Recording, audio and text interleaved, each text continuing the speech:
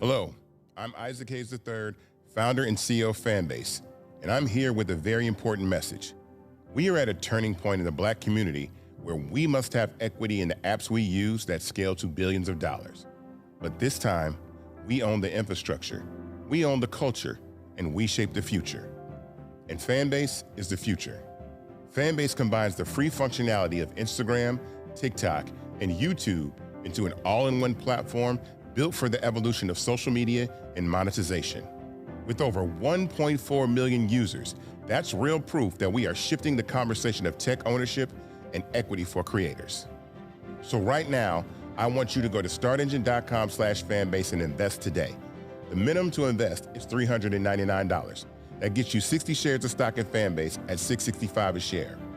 This marks a turning point in Black ownership of social media. If we don't take this opportunity to own social media right now, we will always be customers to our own creations. And that can't go on. So once again, go to startengine.com/fanbase and invest today. We must own the platforms where our voices live, our stories matter, and where our culture drives the world. Thank you.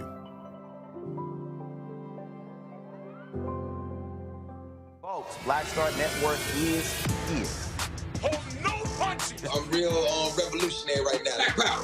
Support this man, Black media. He makes sure that our stories are told. Thank you for being the voice of Black America, Roland. Stay black. I love y'all. All momentum we have now, we have to keep this going. The video looks phenomenal. See, this difference between Black Star Network and Black-owned media and something like CNN. You can't be Black-owned media and be scared. It's time to be smart. Bring your eyeballs home. You dig?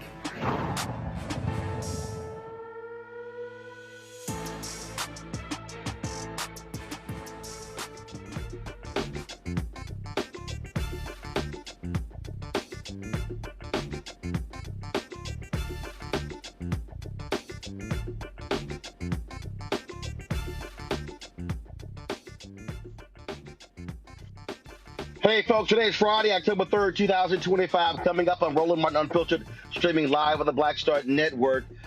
The Feds, National Guard, they are in Memphis, and then white supremacist Stephen Miller stood before the cameras and told cops, y'all can do whatever y'all want. Y'all are unleashed on Memphis. We'll talk with State Representative Justin Pearson about the actions taking place in Memphis. Nevada Congressman Steven Horsford joins us as the federal government shutdown continues. Republicans are hoping that Democrats are going to blink and buckle, but they also are scared because Donald Trump has fully embraced Project 2025. We knew he was lying during the campaign when he said he didn't even know what it was. Also, on today's show, we'll be joined by the Democratic nominee for mayor of New York City, Zohran Mamdani, to talk about his race and why he wants to be the next mayor of New York and what he will say to Black New Yorkers. Morgan Harper will talk September jobs report that didn't get released because Trump don't want it released. They're trying to blame the shutdown. Also, John Boy, the National Black Farmers Association, joins us. All these white farmers are crying, oh my God, we need some help. Donald Trump and Republicans are potentially putting together a $50 billion welfare package for these mostly white farmers. Y'all, it's a lot we go cover. It's time to bring the funk. I'm Roland Martin Unfiltered on the Black Star Network. Let's go. Whatever the biz, he's on it. Whatever it is, he's got the scoop, the fact, the find. And when it breaks, he's right on time and it's rolling. Best believe he's knowing. Putting it down from sports to news to politics. With entertainment just for kicks, he's rolling. It's on go, roll, roll, y'all. It's Roland Martin, rolling with Roland now. He's funky.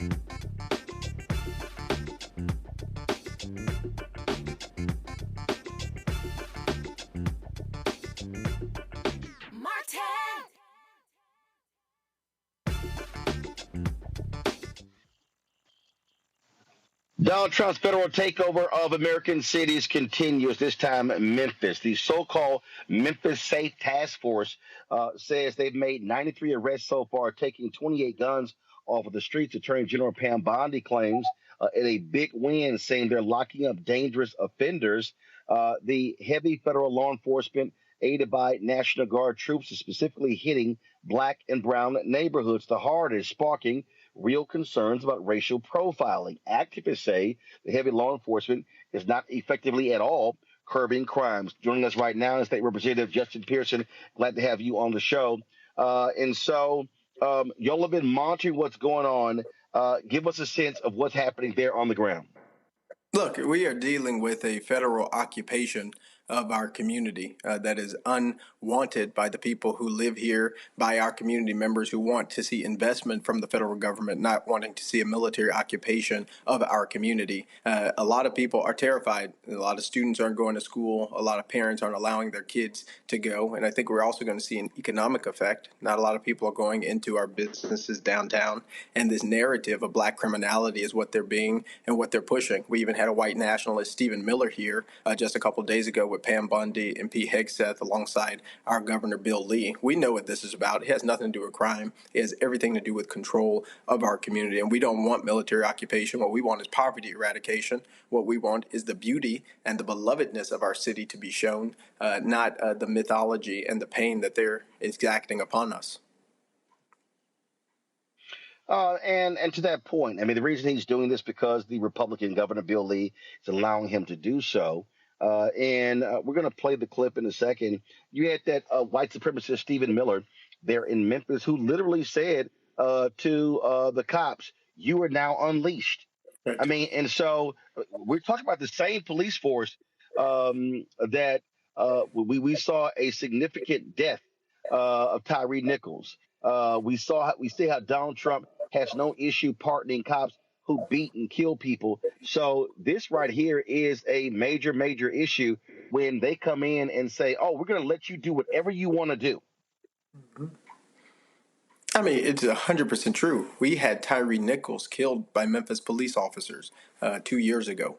Our relationship with law enforcement isn't always a good one, particularly when you're thinking about black and brown communities. Oftentimes, it's not a good one, and our communities suffer from these interactions that don't have to happen. And so when you have state troopers being sent by Governor Bill Lee that is intended to increase the amount of stops that are happening on the highways, the amount of stops that are happening on the roads, you have to realize those interactions don't always end good. We think about Tyree. We think about Sandra Bland. What was a routine traffic stop ends up in someone losing their life. A traffic stop for people who are black and brown in this country is not the same as a stop for somebody who is white.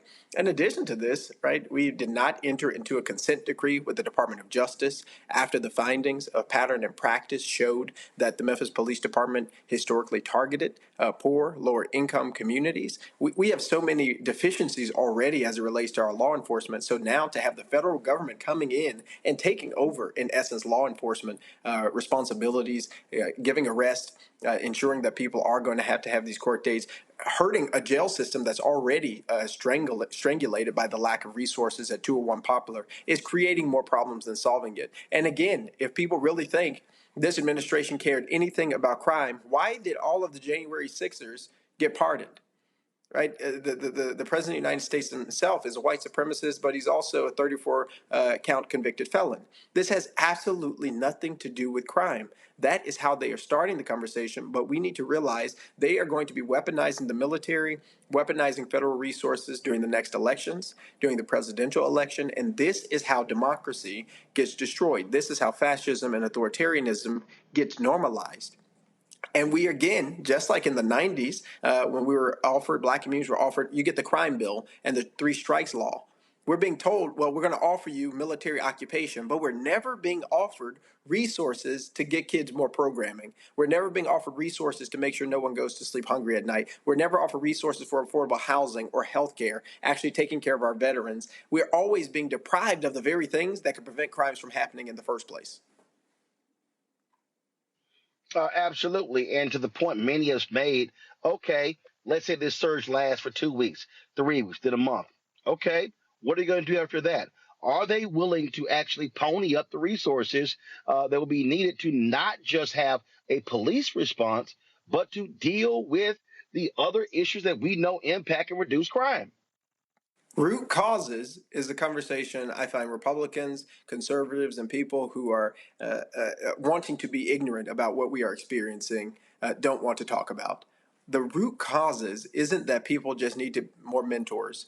It's that poverty is the root cause of all crime. I was talking to a group of students today, and when I asked them, what is the root cause of crime? Each and every one of them yelled back, poverty. Because that's the problem. 2/3 of the people who live in Memphis and Shelby County are living underneath the median income. 1 in 3 of our children are going to sleep living underneath the poverty line in our district. Poverty is a crime that is being committed by the federal government, by the state government against the people who live in this community. And in addition to the fact that the economic opportunity is not here, we have had this governor, who has been governor for 7 years now, going on 8 years, refuse to pass or support a single law that would reduce the accessibility of guns in our streets.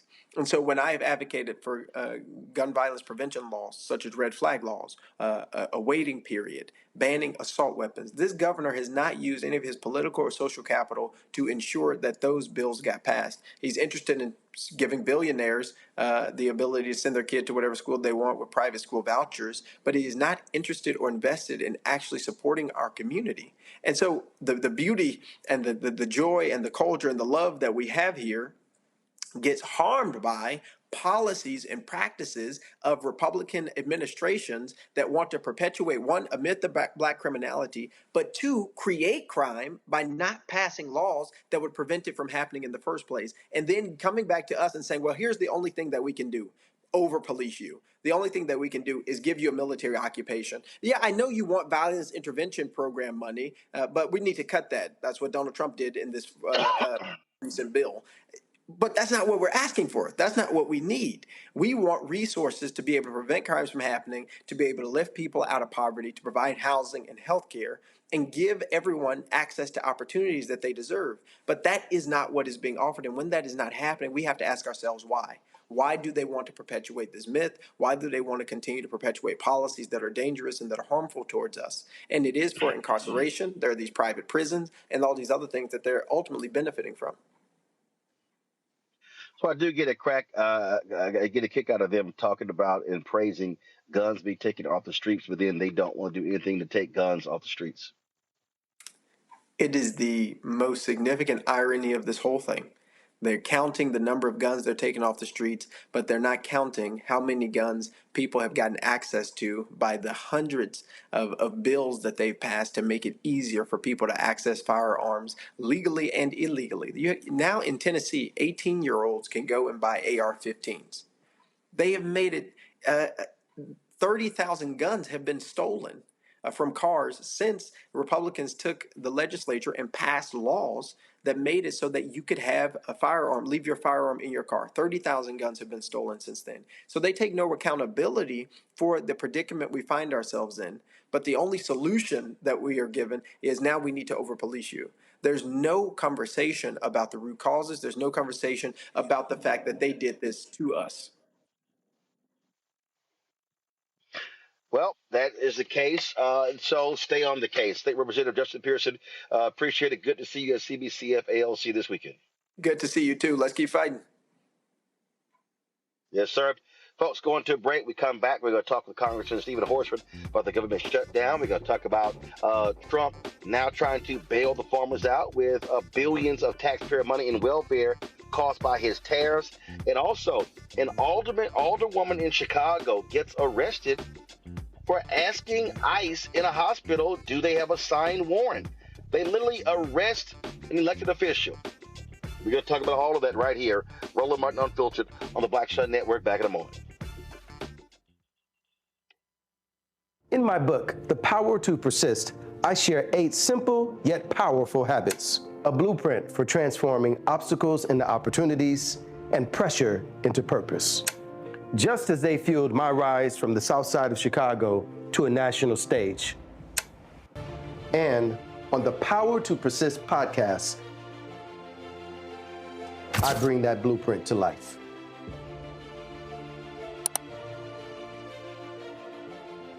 Hatred on the streets, a horrific scene, a white nationalist rally that descended into deadly violence.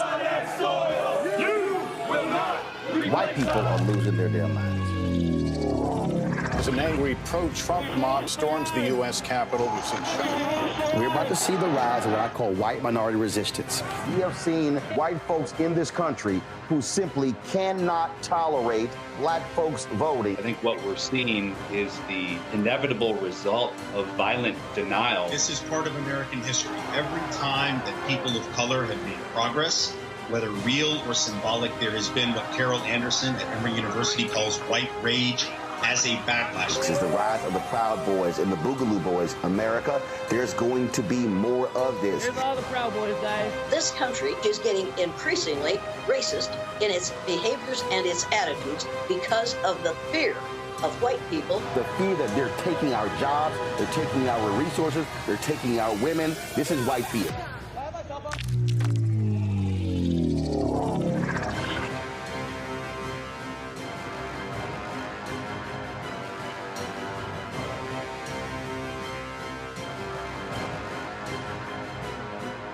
Said the quiet part out loud.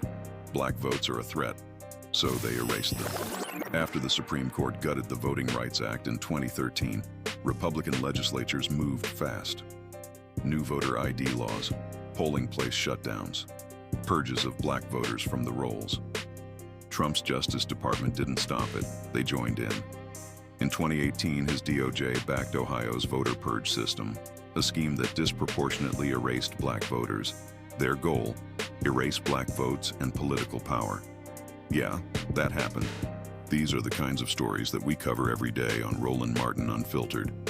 Subscribe on YouTube and download the Black Star Network app.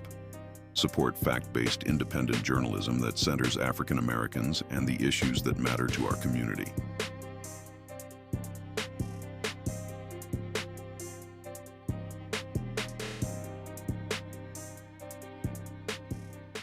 Next on the Black Table with me, Greg Carr. An hour of living history with Dr. Richard Mariba Kelsey, thinker, builder, author, and one of the most important and impactful elders in the African American community. He reflects on his full and rich life and shares his incomparable wisdom about our past, present, and future. African genius is saying that my uncle was a genius, my brother was a genius, my neighbor was a genius.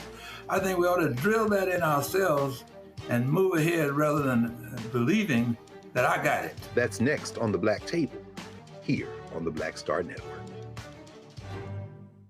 This week on The Other Side of Change, we are talking about our North Star, our luminary, our guide, Assata Shakur, who recently passed away in Cuba. We're going to unpack her legacy. I refuse to allow Assata's legacy to die before children that aren't even born. Like our babies that aren't even born must know her and must know her. And that roadmap is going to get us closer to liberation. You're watching The Other Side of Change only on the Black Star Network. Lil Thompson with winwithblackmen.org. You're watching Roland Martin Unfiltered.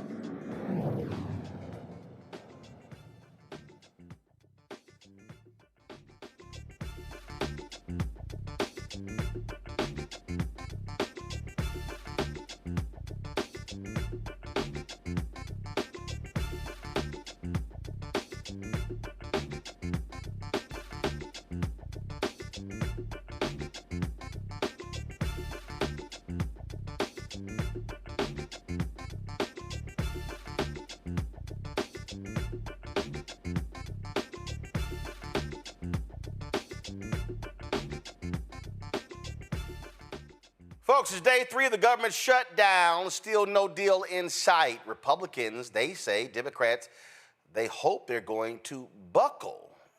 Also, Donald Trump, it's amazing. He now acknowledges Project 2025. Remember when he said he knew nothing about it? Joining us right now is Congressman Steven Horsford of Nevada. Congressman, glad to have you here. Republicans have spent a lot of time trying to brand this shutdown. It's been all about the Democrats, but polling data shows that they are the ones who are bearing the brunt of the heat for this shutdown. it's theirs. They have to own it. 100%. The Republicans control the House, the Senate, and the White House. They control the votes in determining whether or not their budget could pass. They knew that they did not have the votes. In fact, their own budget got fewer votes than the Democratic alternative when it went to the Senate. I'm starting to think that this is more about Speaker Johnson wanting to protect Donald Trump from the full release of Epstein's files than he is about protecting the American people and our right to affordable health care. Leader Jeffries and House Democrats have called 3 specific things: cancel the cuts to Medicaid and Medicare, lower cost on middle-class families, and save health care. Nothing more, nothing less. And that is what we are fighting for in this moment, not just what we're fighting against. Also, we talk about fighting in this moment.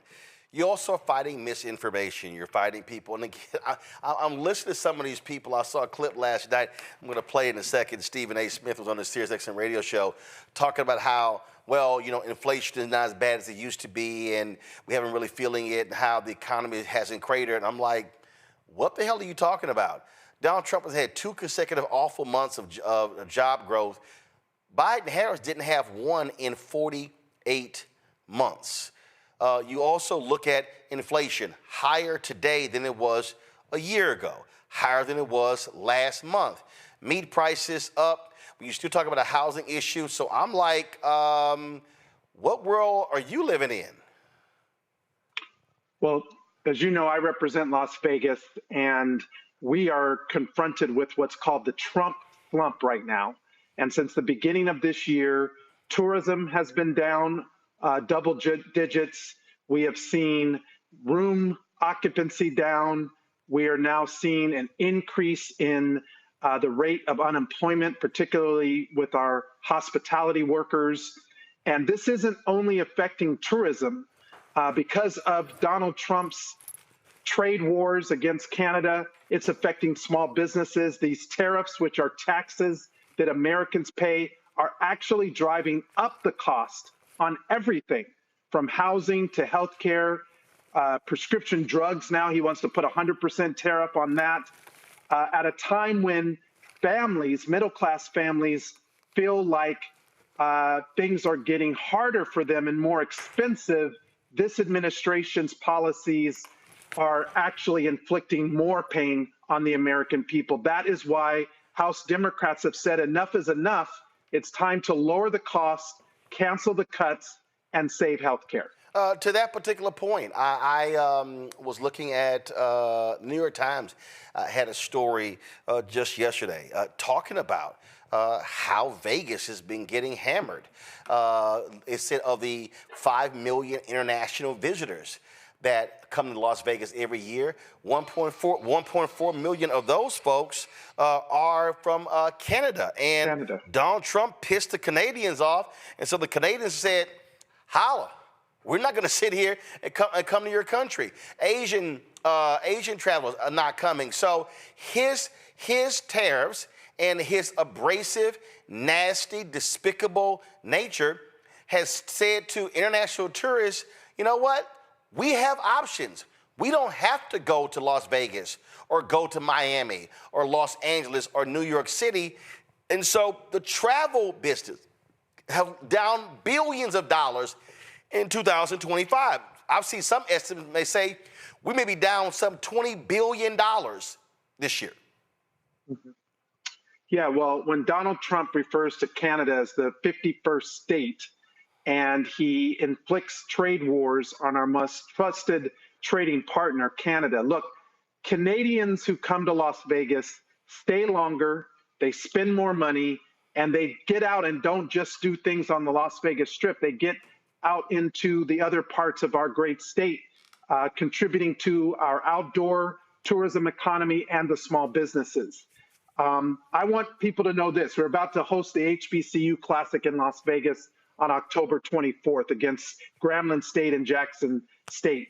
It's one of the biggest HBCU Classics, and it's going to be played at the Raiders Stadium. So despite Donald Trump's infliction of pain on Nevadans and our tourism economy, we are doing everything that we can, and we're resilient to make sure that people know that they're welcome.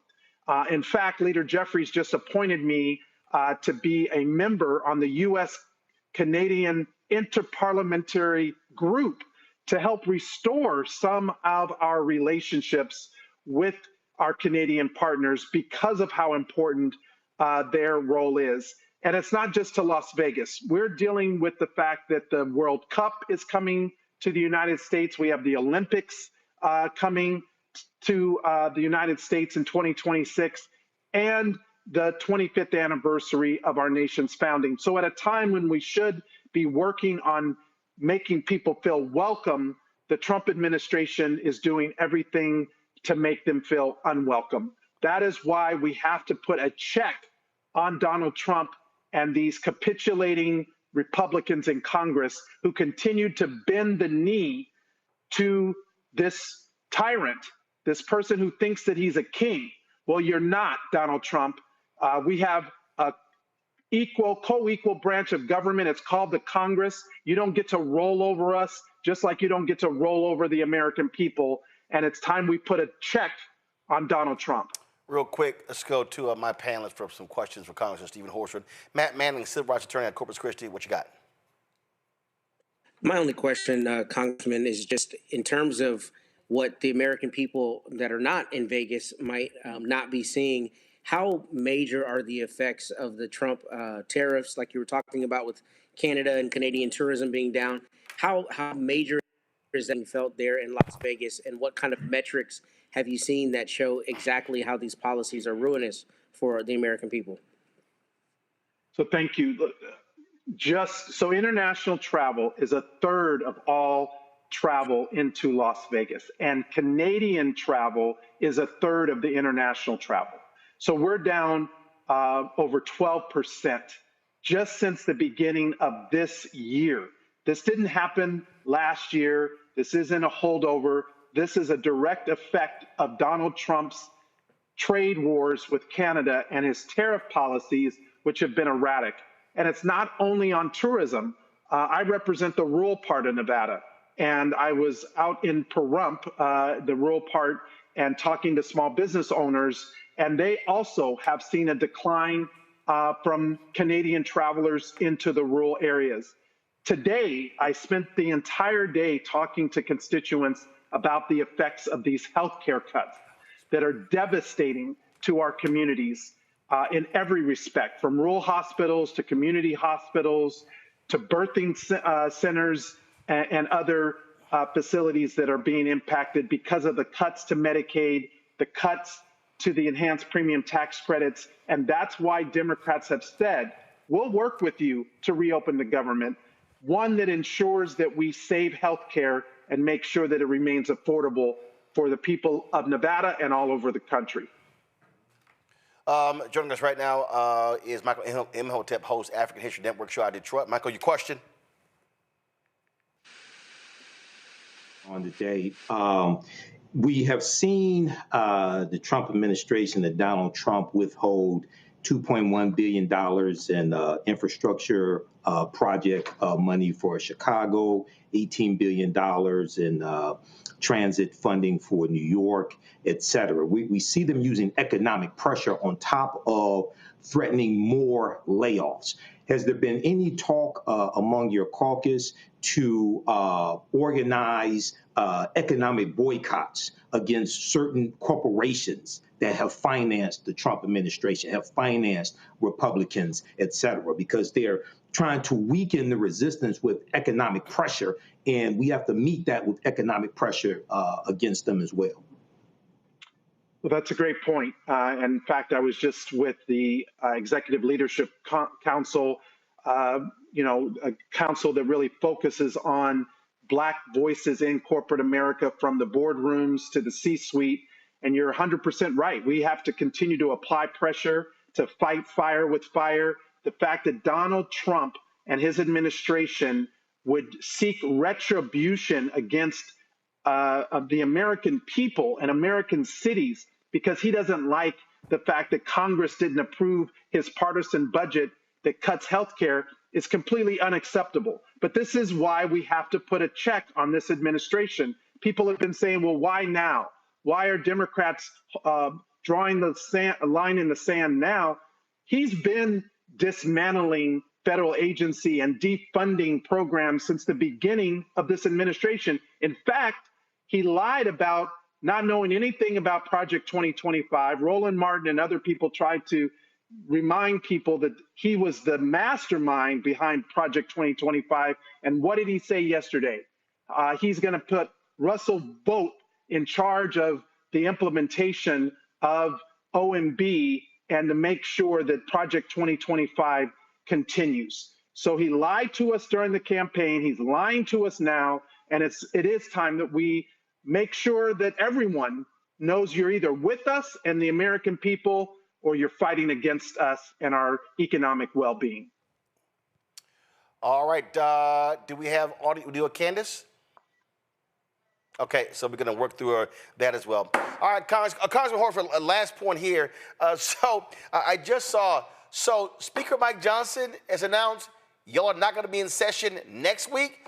Didn't y'all just come off like 6-7 weeks? And what the hell? What is he scared of? And I take it he also still hasn't seated the woman from Arizona who won her race. What the hell's happening? Adelita Grijalva. She won her race overwhelmingly. The Republicans who won their special elections were sworn in during pro forma session. He refused to recognize the Democratic leadership when we tried to call for her to be sworn in on Tuesday. And you're 100% right. Speaker Johnson canceled votes on Monday and Tuesday of this week, leading up to this shutdown deadline on midnight. He's on vacation. He's AWOL. Meanwhile, House Democrats have been here ready to work and ready to reopen the government while protecting health care. But I also want to just say, I think this is more about Speaker Johnson protecting Donald Trump from the full release of the Epstein files, because Representative Grijalva, when she's sworn in, which she will be the 218th signature on the discharge petition for the full release of the Epstein files. So what are you hiding, Speaker Johnson? Bring us back into session. Allow Democrats to do our job, or get the hell out of the way if you won't do your job. Congressman Steven Horsford, we surely appreciate it. Thanks for joining us on the show. Thanks, Roland. All right, Frat. Folks, going to a break. We come back. Zohran Mamdani is leading the polls to be the next mayor of New York City. Man, you got some Democrats not happy. You got some Republicans who are ticked off. Well, you're going to hear directly from him about his policies for Black New Yorkers right here. Roland Martin Unfiltered on the Black Star Network. Support the work that we do. Join our Bring the Funk fan club. Your dollars make it possible to do the work that we do, y'all, which nobody else is doing. When you talk about this daily news show every single day we are here. But this show, but the other shows on the Black Star Network, we're launching a daily midday news show next month. We got another weekly show coming. Yo, we got lots of things happening, and so your support is critically important. If you want to contribute via Cash App, use a Stripe QR code. You see the code right there on the bottom left-hand corner. PayPal is R Martin Unfiltered. Venmo is RM Unfiltered. Zelle, Roland at RolandSMartin.com. Roland at RolandMartinUnfiltered.com. We'll be right back. On the next Get Wealthy with me, Deborah Owens, America's Wealth Coach, we talk about the principles of mindset, strategy, and execution. This week, we're adding a fourth, faith. You're going to hear from a mother and daughter duo who are helping thousands of Black women build wealth, all through their faith. You are more than you can ever imagine.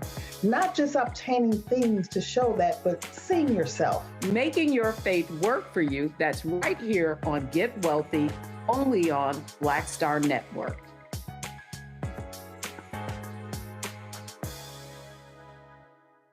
This week on A Balanced Life, parents, teachers, students, administrators, oh my, are you putting in the work, seeking to be a teacher, an associate principal, a principal, trying to elevate who you are and where you're going. Our world is changing. For veteran teachers, we have to be able to usher in students into a ever-changing, ever-evolving world. If we have this triangular effect, we will create a successful student who will be able to just thrive wherever and in any situation that they're placed in. Join us this week on A Balanced Life with Dr. Jackie here on Black Star Network. Hello, I'm Isaac Hayes III, founder and CEO of Fanbase, and I'm here with a very important message. We are at a turning point in the Black community where we must have equity in the apps we use that scale to billions of dollars. But this time, we own the infrastructure, we own the culture, and we shape the future. And Fanbase is the future. Fanbase combines the free functionality of Instagram, TikTok, and YouTube into an all-in-one platform built for the evolution of social media and monetization. With over 1.4 million users, that's real proof that we are shifting the conversation of tech ownership and equity for creators.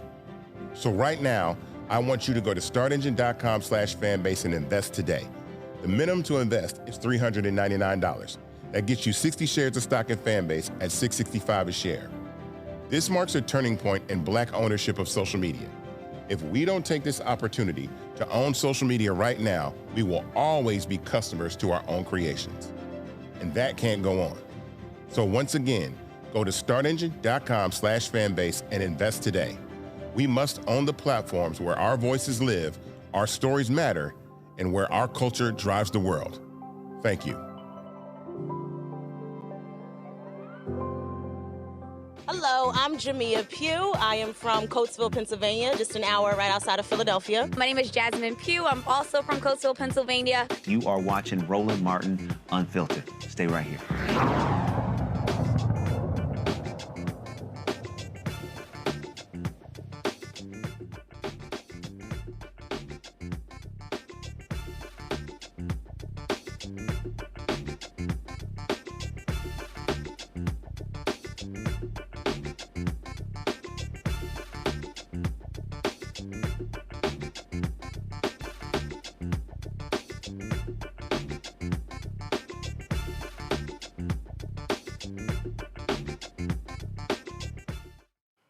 First Friday of the month, we normally have jobs numbers, but all of a sudden, with Donald Trump in the Bureau of Labor Statistics, we don't have any. Now, they're blaming the government shutdown. We all know that's bullshit. It's really because they know it would be a third consecutive horrible month. Morgan Harper joins us right now. Glad to have you here. Talk about this here. Y'all, we're always just sitting here, breaking these things down when we look at these numbers, Morgan. So we don't have the official numbers, but talk about ADP for folks who don't even know what that is. Explain what ADP is and what did that show to give us a sense of how horrible Donald Trump's job market is? Yeah, so you're exactly right, Roland, because of going off of the current situation, because of the shutdown, the government hasn't been funded. That does include the Bureau of Labor Statistics, which usually produces that full set of data. That's the full non-farm payroll data that we usually talk about. Because that's not available, there are other sources of data that we can look at to get a sense of where the economy is at. One of those is ADP. So that's the company that manages a lot of payroll. And that's a subset of that overall payroll picture. And so it's not as complete. It's not as instructive as that big government data set, but it does still give us a sense of what's happening. And the ADP data from this past month shows that expectations for even a modest level of growth in the economy with jobs, it was 45,000 were expected, did not happen. So we actually saw a net loss of 32,000. So that's what the ADP data was showing us. But there's also other data sources that folks look at to get a sense of where the economy might be at besides this BLS data. So, and those also are showing like a really mixed picture. So one is this purchasing managers index, PMI. That just kind of shows in the manufacturing industry how much buying is happening. And as we've talked about before, manufacturing, that's where we're supposed to be, according to the administration, seeing a lot of growth from their policies. And that also is showing really mixed information, that there's not a lot of purchasing that's happening, probably due to the impact of the tariffs. And so not showing that sector is really experiencing a lot of growth right now. People are kind of like taking it very easy. Then we also have this other data set that just shows how much hiring is happening. Usually in September, through the summer, this would be when a lot of companies are starting to bring people back on. This is this other data set called Challenger Gray Christmas. That's also showing that there really isn't that same level of hiring, higher levels of hiring that happens in September. And then the final thing that I would point people to give us a sense of where things are at is just the consumer sentiment. So that data did come out in terms of, with the consumer price index, consumer sentiment, and it's showing that a lot of consumers are not feeling that optimistic about the economy, that they aren't feeling like they are going to be able to make a lot of purchases that because of all of this uncertainty. And so that's another sign of, again, just this cumulative effect of a lot of uncertainty in the economy. We aren't seeing a lot of private sector growth. The area that had been providing some job growth in government, that definitely is not the case right now because of the administration's policies and because of what has happened, which is, because of the shutdown, the administration using that as a pretext to do further federal layoffs, which is only going to continue to decrease the amount of growth that we see in the government job sector. What's shameful here, Morgan, is that they spend all this time, we're just going to be winning. There's lots of winning. And they're they're lying. They're not in denial. They're lying. This idea that the tariffs are not having a negative impact is beyond stupid. And Fox Business and Fox News is trying all they can not to tell people what the hell is going on. But you now got so many farmers, Arkansas, Nebraska, Wisconsin, now whining and complaining because China's like, yeah, we're not buying your soybeans. Then Trump and the same MAGA people who are so against foreign aid, Trump bails out, Argentina, $20 billion? And then what do? They turn around, cut a deal with the Chinese. And so I saw one farmer going, what the hell? We bailed out my competitor. And I'm like, guess what? You voted for it. # we tried to tell you. Yeah, I'm glad you brought up the Argentina example, because one thing we hear a lot to justify some of these policies from the administration on that we've been hearing since the beginning, DOGE, these layoffs, the tax cuts that passed through that big bill that are benefiting corporations and the most wealthy is, well, we got to tighten things up. Government spending just got out of control under Biden administration and all of these establishment politicians, et cetera. And so to say that, not that that's true anyway, right? But to say that that's your reason that you want to really rein in the government spending and then take $20 billion and give it to a country in Argentina that is being run by someone that has no track record of successfully managing a government or an economy, it would be laughable if it weren't so tragic, because this is our money, and we have people in this country that are getting completely played, and it's not just going to impact them, it is going to impact all of us. And so where we go from here is another theme of our monthly discussions on this front.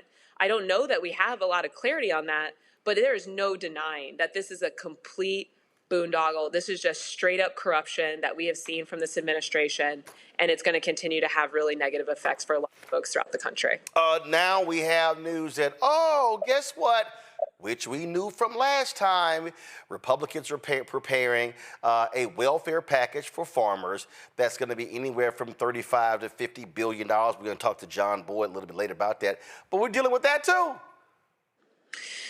Yeah, and it's kind of similar to what we're seeing happen with some of these private companies. Like, for example, I don't know if you saw this week that Trump announced his Trump RX deal with Pfizer. He's very into cutting these deals and one-off deals with certain companies. And here, we're going to have a favored population that we're going to decide to cut a deal for. That is not any way to run a country, a government, and you can't sustain that. And so, and who's going to get left behind in all of this? It is going to be regular working people. So, our best effort here, or time spent, is just making sure, I think, that people understand all of these contradictions, all of the hypocrisy. And I think we're starting to see this reflected in some polling where younger people, for example, are feeling, those that maybe were a little bit open-minded about Trump are now kind of like, wait a second, what is this? This is not trying to make government better in any way. Well, absolutely. It's laughable to see, and again, these idiots are just falling for it as they are. I was so quick trying to get to the title, y'all. Morgan, of course, the Director of Policy and Advocacy at the American Economic Liberties Project in Columbus, Ohio. Morgan, we appreciate it. Thanks a lot. Good to see you, Roland. All right, then, folks, going to a break. We come back. Zohran Mamdani, he has gotten a lot of attention from folks. He's leading the polls. He won the New York City primary. Now he's trying to win the general election. We got a lot to talk about with him. We'll do so right here. Roland Martin Unfiltered on the Black Star Network.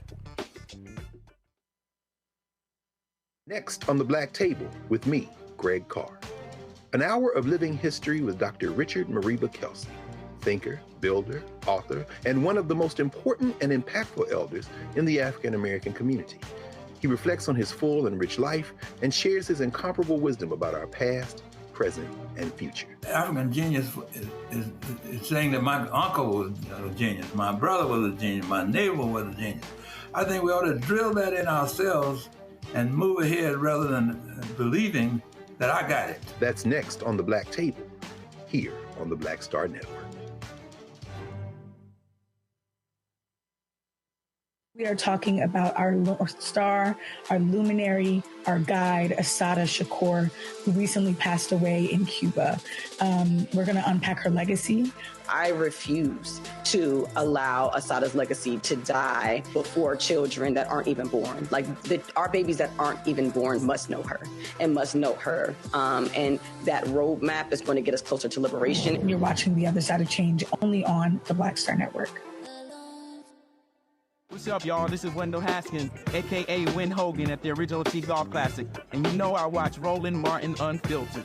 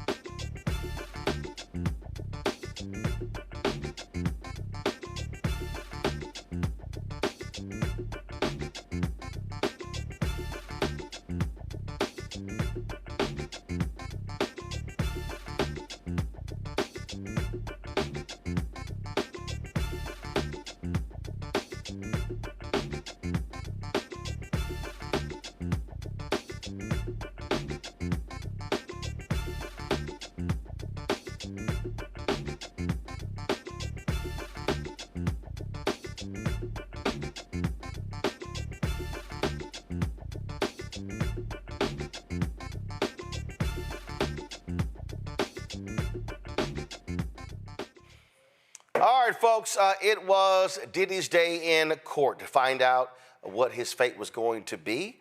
And, of course, you had victim impact statements. His children testified. He, of course, wrote a letter to the judge as well. And there was a lot happening today in court. Candace Kelly, legal analyst, she joins us right now. Candace was in the courtroom. She's been following this trial from the beginning. So, Candace, something crazy happened when the assistant U.S. attorney announced that Diddy had booked some speaking engagements. Blew up on social. When I looked it up, It was a reentry program that had these listed, and it was a letter they sent to the judge basically saying all these things he's going to do for people in the reentry area. That still was beyond stupid. How in the hell, we're going to get to the sentencing. How in the hell did his attorneys allow that to get in where one of the speaking engagements was literally Monday in Miami at like 6 p.m.?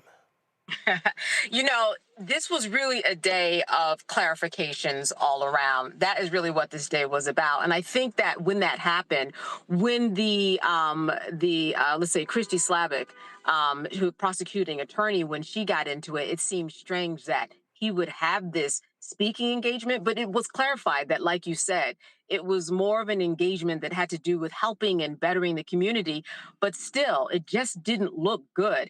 It'd been possible that he would think that he would actually get off, and it just wasn't a good way to kind of enter into the court and say, yeah, he's got a speaking engagement, like he was going to entertain all of a sudden on Monday as soon as he got off. Judge literally was going to say, you know what, I'm going to give you probation, Diddy, you can go ahead and go home.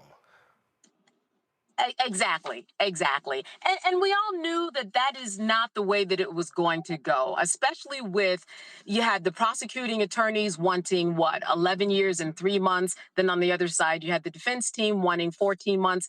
There's just no way overall that he was going to be walking out anywhere, not with this judge being a life judge and wanting to continue to have respect from his peers.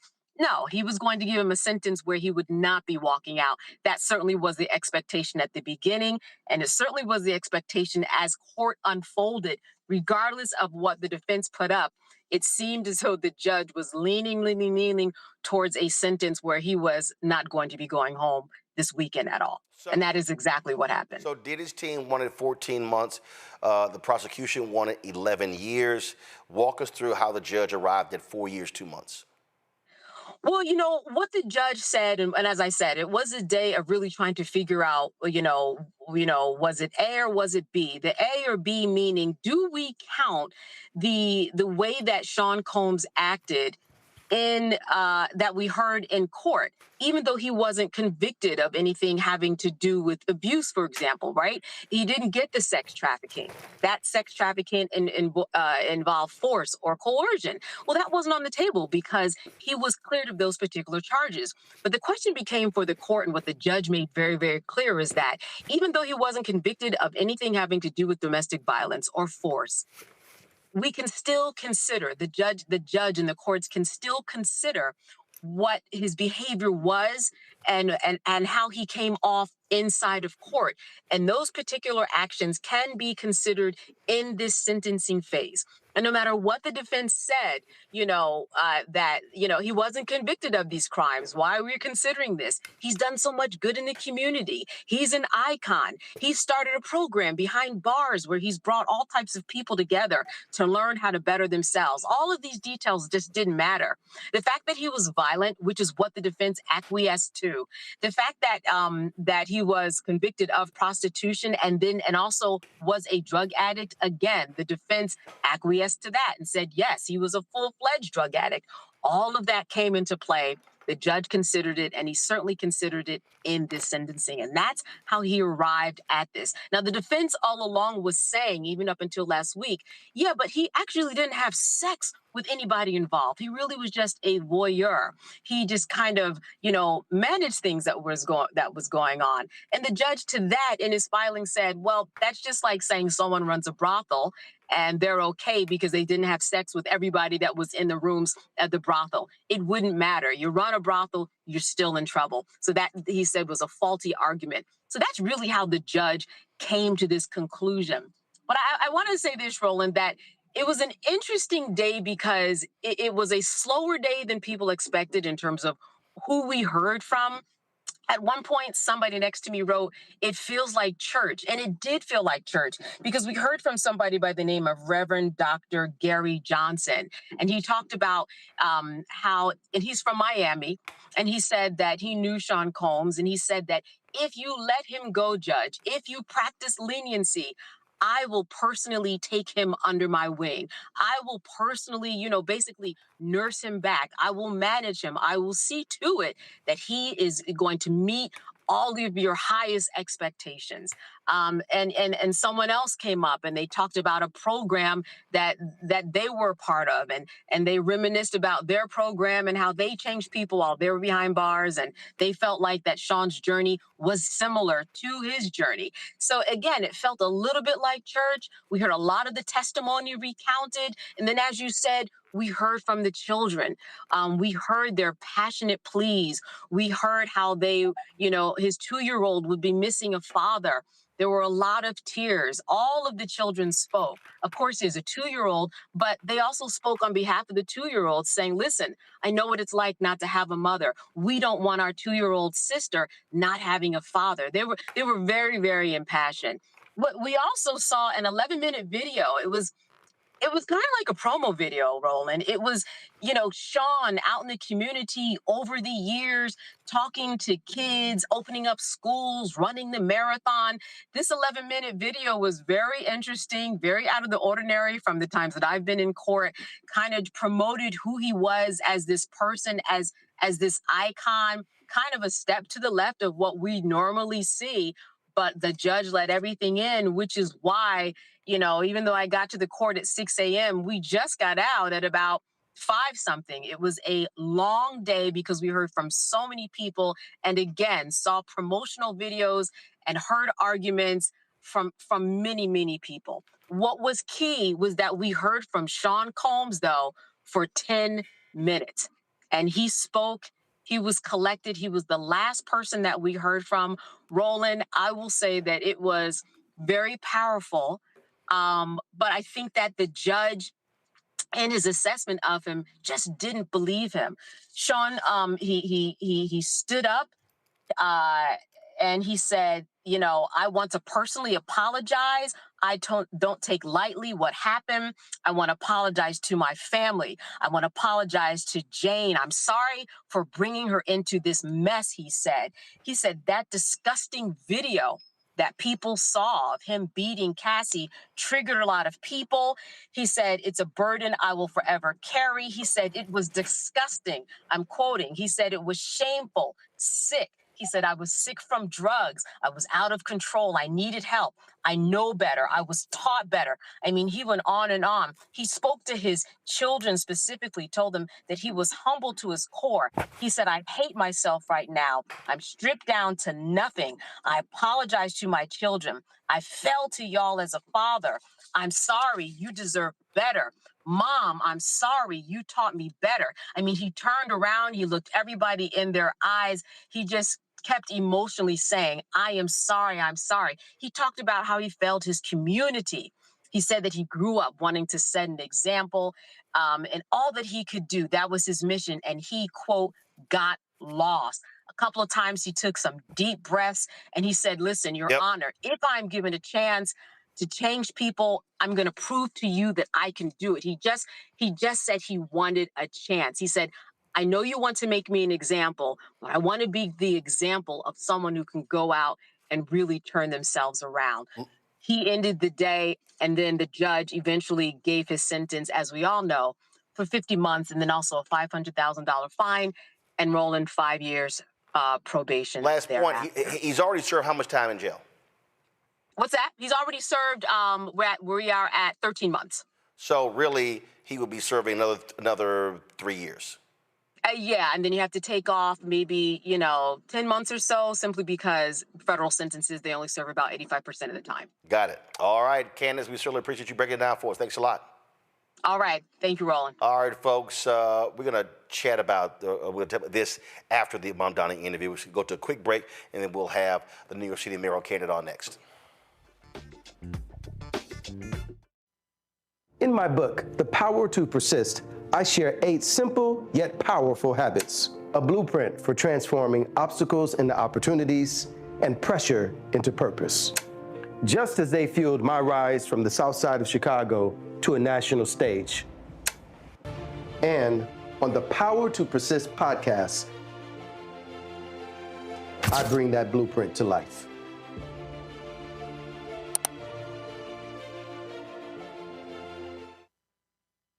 Hi, I'm Swing Cash, Basketball Hall of Famer, and you're watching Roland Martin Unfiltered.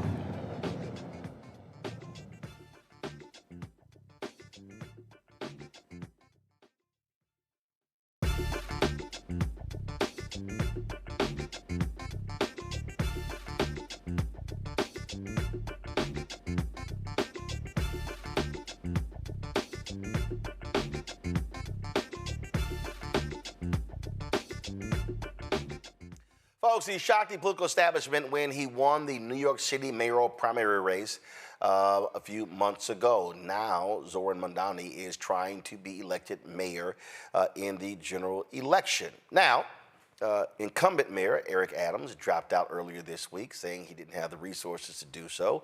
And so Mamdani is going to be running against the man who he beat in the primary, former New York State Governor Andrew Cuomo, and of course Curtis Sliwa, of course, on the Republican side as well. Zohran Mamdani joins us right now on Roland Martin Unfiltered. Glad to have you here. First and foremost, let's get right to it. In the primary, I mean, you executed a strategy that obviously worked, and I've heard from a number of different people who said they were concerned that you did not target or appeal to African Americans. In talking to others, they said, well, you had several black candidates in the race, and they likely were going to be driving that particular vote. Was that your strategy that, hey, I need to figure out what my core base is, win the primary, and then I will appeal to a broader base of voters towards the general? No, we've actually been looking to speak to African-American voters from the very beginning of our race. I think one of the major challenges was that when I started this race, I was probably about 1% in the polls. And for a lot of New Yorkers, when they heard about me, the first question was who?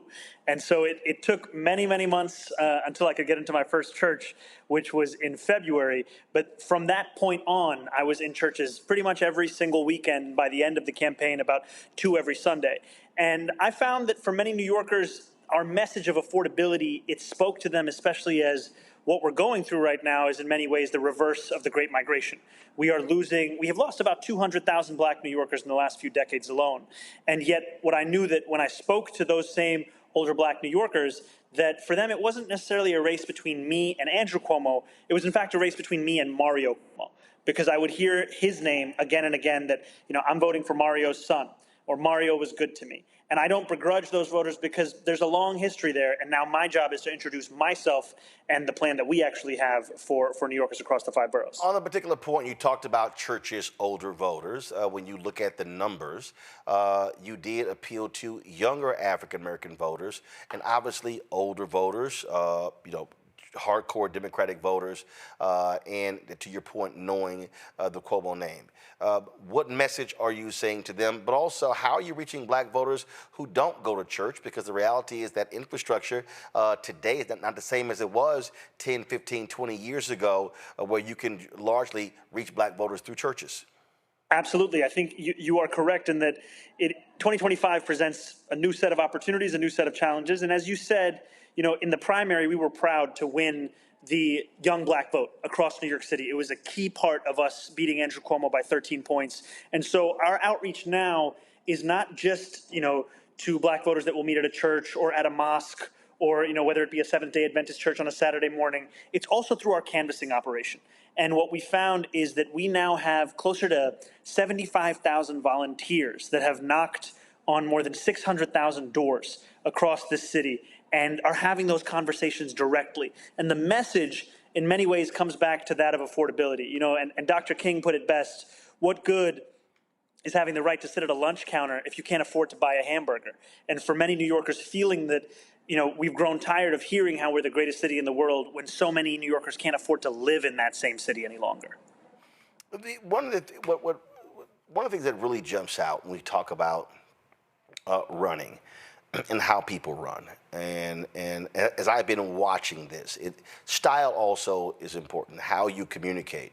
And you have purposely been far more conversationalist, in many ways a much different media campaign. The late Joe Madison used to always say, God bless his soul, my friend used to always say, you got to put it where the goats can get it. And so I remember seeing a video, and you were talking about the price of some item, and you were in a food truck, and you were talking to that particular person. Walk me through that in terms of how you wanted to communicate the issues with the voters when traditionally when we talk about campaigns, it's slick commercials, highly produced, leaning on endorsements, and if you do have regular people in them, the setting is just a little bit different. Yeah, I think you're absolutely right, Roland, and it's too often it's the use of stock imagery and stock photos than actual New Yorkers. And from the beginning of the race, we made a decision that instead of the typical approach that politicians take of lecturing New Yorkers, we wanted to listen to New Yorkers. And so we went out and asked New Yorkers, what are the issues that you're facing? And we heard it was the cost of rent, it was the cost of childcare, groceries, public transit. And for many New Yorkers, they measure inflation in the realm of food, whether it's what they're buying at the grocery store or what they're getting from a food cart. And so the video that you're referring to is me in a halal cart, where they sell chicken and rice, talking about the fact that it's not just inflation, it's halalflation, because what used to be $8 is now $10. And it's actually city government's inefficiencies that have caused that price to rise because they've forced these vendors to have to purchase the right to vend from a third party where they're paying them sometimes even upwards of $20,000, and that cost then comes back onto New Yorkers. And so I think it's breaking past the consultant discourse of politics and actually getting to the constituent discourse of the people that we're supposed to serve. It's been pretty laughable to me to watch CNBC and how they have been portraying that oh my God, you're going to completely destroy New York City. It's going to be maddening. How you hate rich people. How these people are going to run away, and they're going to be all running to Florida. I came across this clip that I thought was pretty funny. It was when New England Patriots owner Robert Kraft was on CNBC, and he talked about the NFL as socialism. And the reality is, you're a socialist. You've talked about that. And Joe Kernan, big-time MAGA Trump supporter, freaked out and literally was like, "Oh, hey, don't say that." And I'm sitting there going, "But the NFL, it is a socialist organization in terms of how they operate." I want to play that clip, and I want to get your reaction to it.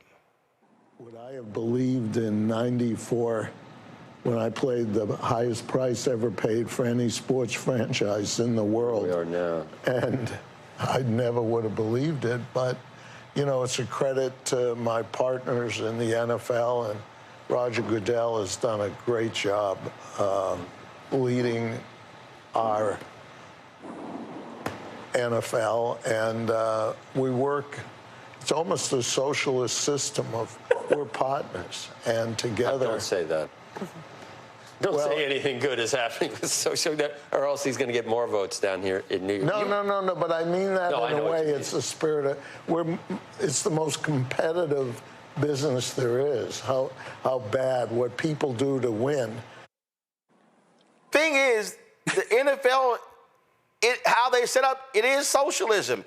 And it's the most profitable sports franchise in the country. Matter of fact, DeMaurice Smith was on the Breakfast Club, and he also talked about how they practice socialism. So I guess I got a kick. Here you got these billionaires, nearly all of them Republican, all of them MAGA, billionaires owning the league, the most profitable sports league in America, and they say, "Oh my God, Mamdani, he's a socialist." But here's one of their own saying they are too. It's hard to wrap the mind around it, but I think, as you're saying, it speaks to the amount of fear-mongering there is. And yes, I am a democratic socialist, and a lot of New Yorkers ask me, what does that actually mean? And I always think of what Dr. King said decades ago. He said, call it democracy or call it democratic socialism. There must be a better distribution of wealth for all of God's children in this country. And I think that's what many New Yorkers know. They know that dignity is something that should be non-negotiable. And I would be proud to be the second Democratic Socialist in just a generation to be the mayor of the city after David Dinkins about 30 years ago. To that point, and we've been watching how this plays out, we've seen this before. We saw it in New York State. There was a woman named India Walton. She won the primary, upset the incumbent mayor in Buffalo, and man, they went after her, and he ran as a write-in candidate and beat her in the general election, Byron Brown, and she lost. You have been under withering attacks. You've got Bill Ackman and others who believe that you are the devil. They are throwing millions and upon millions of dollars at you. The incumbent, Eric Adams, has now dropped out to set up this sort of two-person race between you and Andrew Cuomo. What is your focus to beat back all of that, to beat back the relentless attack that is against you? I think first it's to recognize who these forces really are that are in opposition to our campaign. Bill Ackman is taking a break from attacking diversity, equity, and inclusion and his fight to continue what black women have been facing across this country, where more than 300,000 have been pushed out of their jobs, so that he can attack this campaign. And frankly, he's spending more money than I would even tax him with my fiscal proposals. And he's doing it because he's afraid of having a mayor who isn't beholden to the same Trump MAGA movement that he helped to support back into the White House.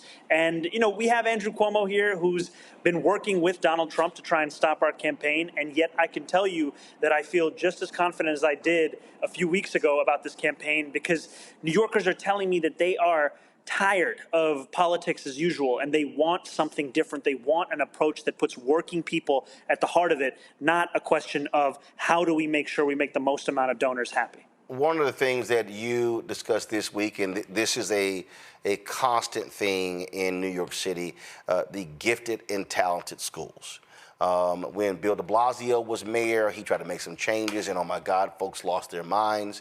And what you have here, and let's just be, and I'm going to say it, I don't have a problem saying it, what you have with these gifted and talented programs, you got a whole bunch of so-called liberals and progressives who want these schools to be for their special kids.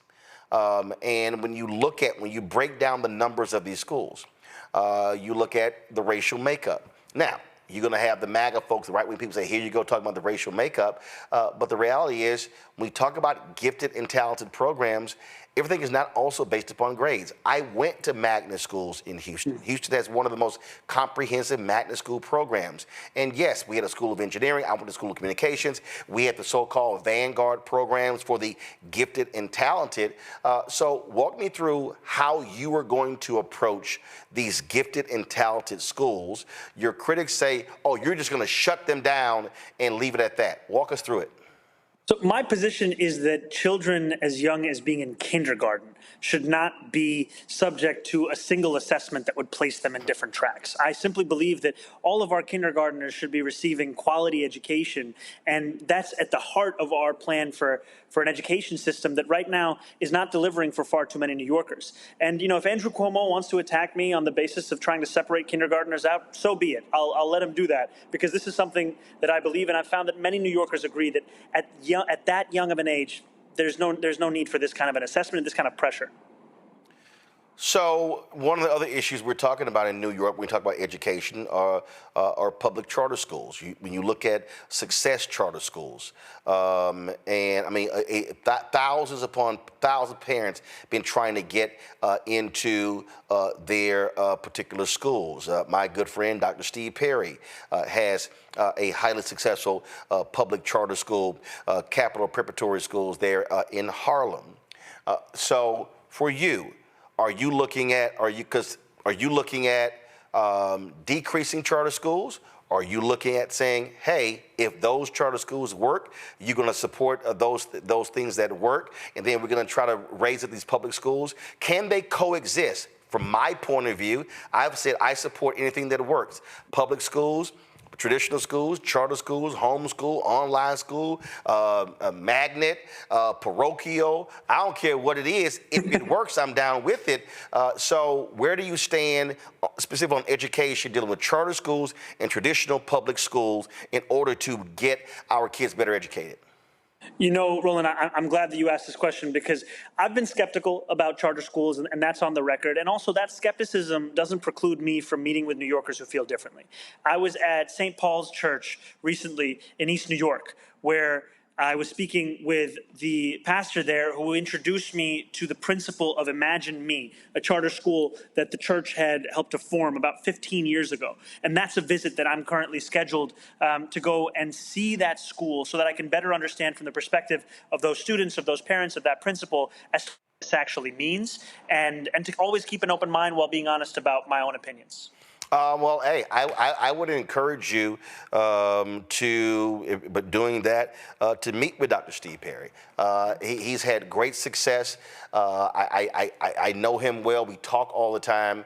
And here's someone who has taken kids who have been in traditional public schools, and they were failing, and they've gone through his charter school, and they now are succeeding. And again, that's where I come from.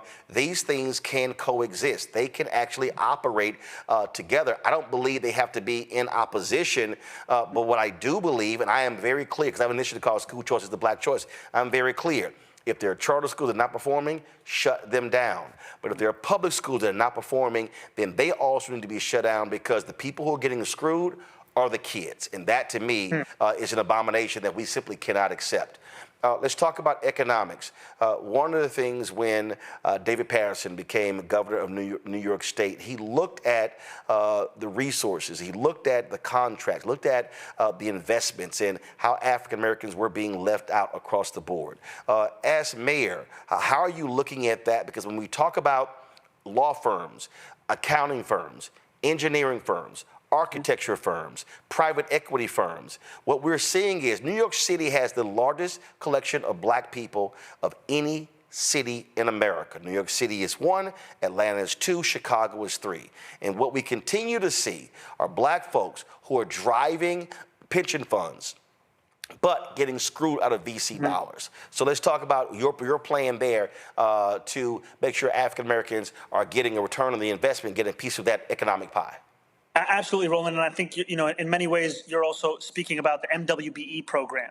No, for me, I'm speaking about black people. I don't particularly like the MWBE because it's minority in women, and the women should really be white women, because if you're a black woman, you're in a black category. So yes, the overall program is MWBE, but I'm speaking of black business. Go ahead. Absolutely. And the reason I bring it up is that, as you've said, it is still far from successful as to what its original intent is, right? The intent of this is to ensure that we have contracts that match the same percentage and proportion as we have in our city and state's population. And right now, black women comprise less than 2% of the value of all contracts being issued by the city. That is unacceptable, frankly, because the city has an immense role in the question of generating wealth and ensuring that people can actually flourish in this city. And yet too often it's being used to double down on inequities that already exist, as opposed to ensure that equity is actually something that's being delivered across the 5 boroughs. And in looking at the different ways we can tackle this, one of the things is ensuring that there's actual enforcement of the provisions that we already have within the law, city agency to city agency.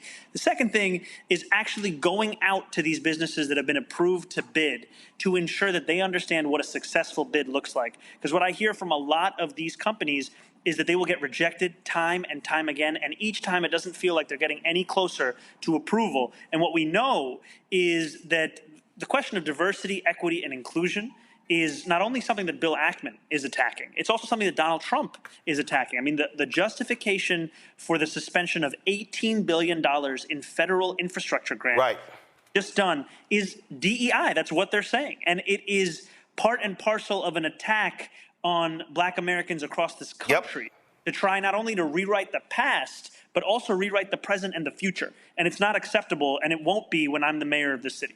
Well, of course, they stripped $37 million from Atlanta Airport for the very same reason, and that's what they're doing there. Before I go to my panel, I got 11 minutes left with you. I want to get them with questions.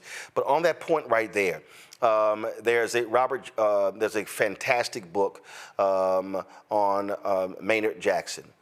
Robert Holmes. And in that particular book, Mayor Jackson talked about, he said, listen, this airport ain't getting built. He said, tumbleweeds will roll down those runways if this thing, before I allow this to be built without black participation. And one of the things that he did, and I tried to tell Illinois Governor Rob Blagojevich when he was governor, before he decided to do his unethical stuff. He got a little busy. Well, when we talk about how do we help, one of the things that I see is that you have a lot of black firms. They want to compete for a contract, but they literally cannot survive floating their business for 6 months because typically cities are going to pay 180-day term. So one of the things Maynard Jackson did, he called the banks in that the city was putting their money in, and he said, they're getting contracts. They're getting a city contract. You're going to provide a line of credit to them, and the banks objected. He said, city treasurer, step in, pull our money out their banks. And this is very simple. If New York City is putting New York City's money in banks, and this is not even a race thing, you can say this for anybody who gets a city contract. I think the mayor should say, if you're the mayor, to the banks, hey, if this said business is getting a city contract and you know we're going to be paying them, as a bank that's getting the city's money, you're benefiting, you should be providing lines of credit to these businesses so they can be able to grow and prosper. And if the banks reject it, I think that's where you then say, fine, we're going to take our city money, taxpayer money, out of your banks since you cannot help New York City businesses. That's a way, man, Atlanta is what it is today because Maynard Jackson used the power of the political office. His grandfather taught him the 3 B's, the ballot, the book, and the buck. He used the power of the political office to drive the economic change in Atlanta. You know, that is fascinating. It's a story that I didn't know, and I think it's one that is worth following up on because so much of what I've heard from so many small businesses is just the same problem that you brought up, which is how to stay afloat while they wait for that reimbursement. And there are certain size businesses that can handle that kind of weight, but there's so many that are just trying to start up that cannot. And it's the same thing for nonprofits. You know, right now, by last count, the city owes around $800 million in contracts that it's already awarded but has yet to pay up on. And that throws under because they just can't afford to wait that long. And, you know, I'm looking at every single step we can take that can actually make it easier to not only start but sustain a small business. I was speaking to a barbershop owner the other day who told me that to open a barbershop, he had to fill out 24 forms, go to 7 different agencies, and attend 12 different in-person events. How is that stimulating an entrepreneurial spirit here in New York City? Questions from my panel. Matt Manning, civil rights attorney out of Corpus Christi. Matt, your question for Zohran Mamdani. Yes, Mr. Mamdani, good evening. A quick question for you. We talked on this show weeks ago about the essentially what would happen if you're elected mayor there in New York, which I anticipate you will be, and how that might reverberate out to the rest of the country. So my question to you is really twofold. One, when you get elected, what are your thoughts on what that will be representative for in terms of how New Yorkers are looking at the mayoral office and maybe larger, how Americans are looking for different people to serve them, number one. And number two, what responsibility, if any, do you anticipate you may feel when you're mayor for setting the standard there in New York, hoping that reverberates out to the rest of the country? You know, I really appreciate this question because I think it speaks to what so many New Yorkers are looking forward to with January 1st of next year, which will be an administration that I will lead that understands its responsibility is to deliver on an affordability agenda. You know, we ran with 3 clear promises of freezing the rent for rent-stabilized tenants, making the slowest buses in the country fast and free, and delivering universal childcare. And to me, success is the implementation of that agenda. And I think that the model that we can create here is one that shows what's possible when you put working people at the heart of your politics. Because we know that if we do not diagnose and actually address the despair that so many are feeling, we leave New Yorkers and Americans at large vulnerable to being exploited by someone like Donald Trump, who runs the campaign on affordability, but then all he delivers is punishment and cruelty. And it's time for us to not only say that, yes, it is too expensive of a city, but also here's what we're going to do about it to make it an affordable city. Michael. All right, Zohran Mamdani, thanks for coming on today. I saw you on MSNBC recently, and you were saying of Andrew Cuomo you said that in the primary election, he said he was best positioned to fight against Donald Trump, to go toe-to-toe with Donald Trump on behalf of New Yorkers. But then in the general election, you said he pivoted and said he was best positioned to work with Donald Trump. So my question for you is, the Trump administration announced that they're freezing $18 billion in infrastructure funding for New York City.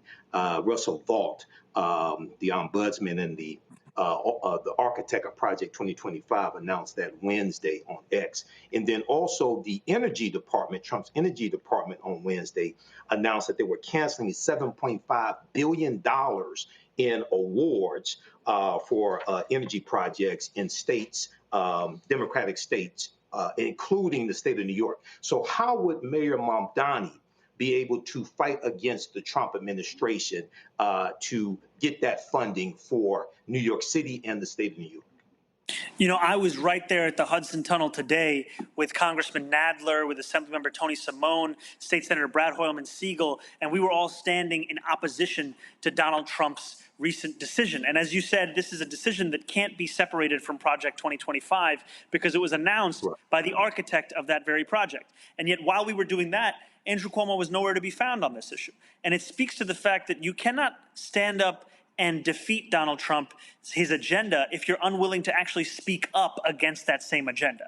And in the primary, we shared our concerns that we couldn't trust a former governor who was funded in large part by the same billionaires that funded Donald Trump. And now in the general, we're seeing that Andrew Cuomo is actively coordinating with Donald Trump to try and stop our campaign, going so far as to be on the phone with him with the question not being how can we protect New Yorkers, but how can we stop Zohran Mamdani?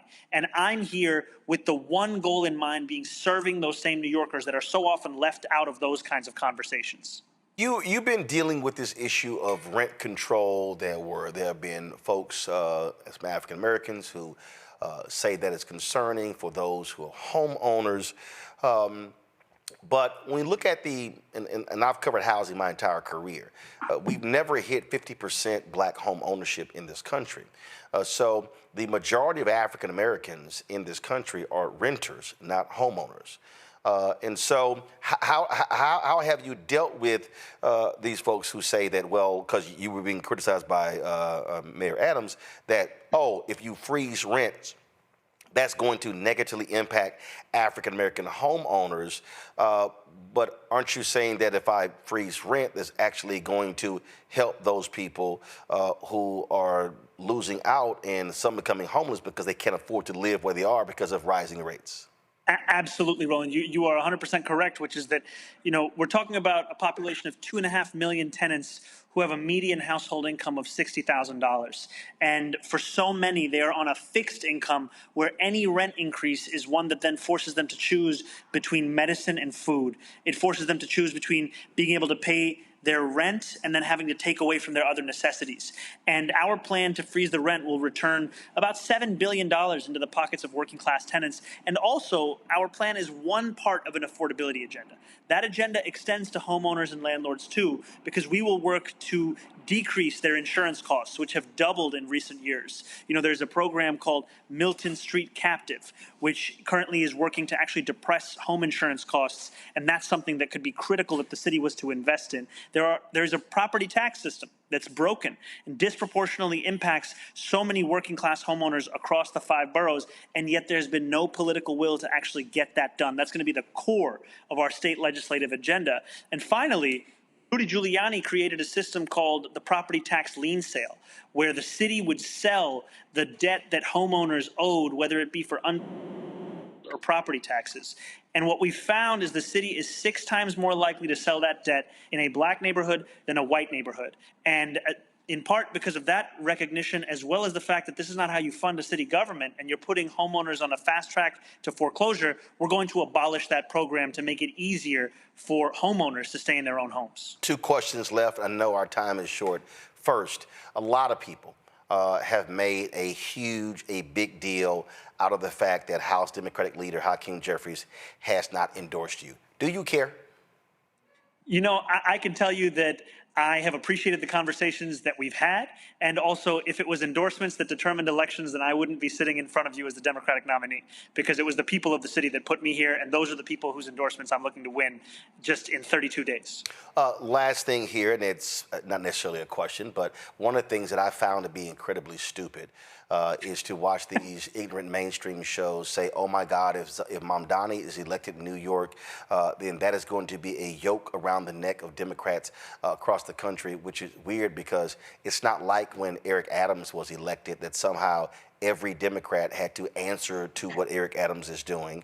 Before that, Michael Bloomberg, independent or really Democrat or Republican, whatever day it was. Before that, Deakins or Koch. And I just think, just for me, and listen, I worked at CNN for 6 years. I think the fundamental problem is national media. They actually live in New York City. They think it's all about them.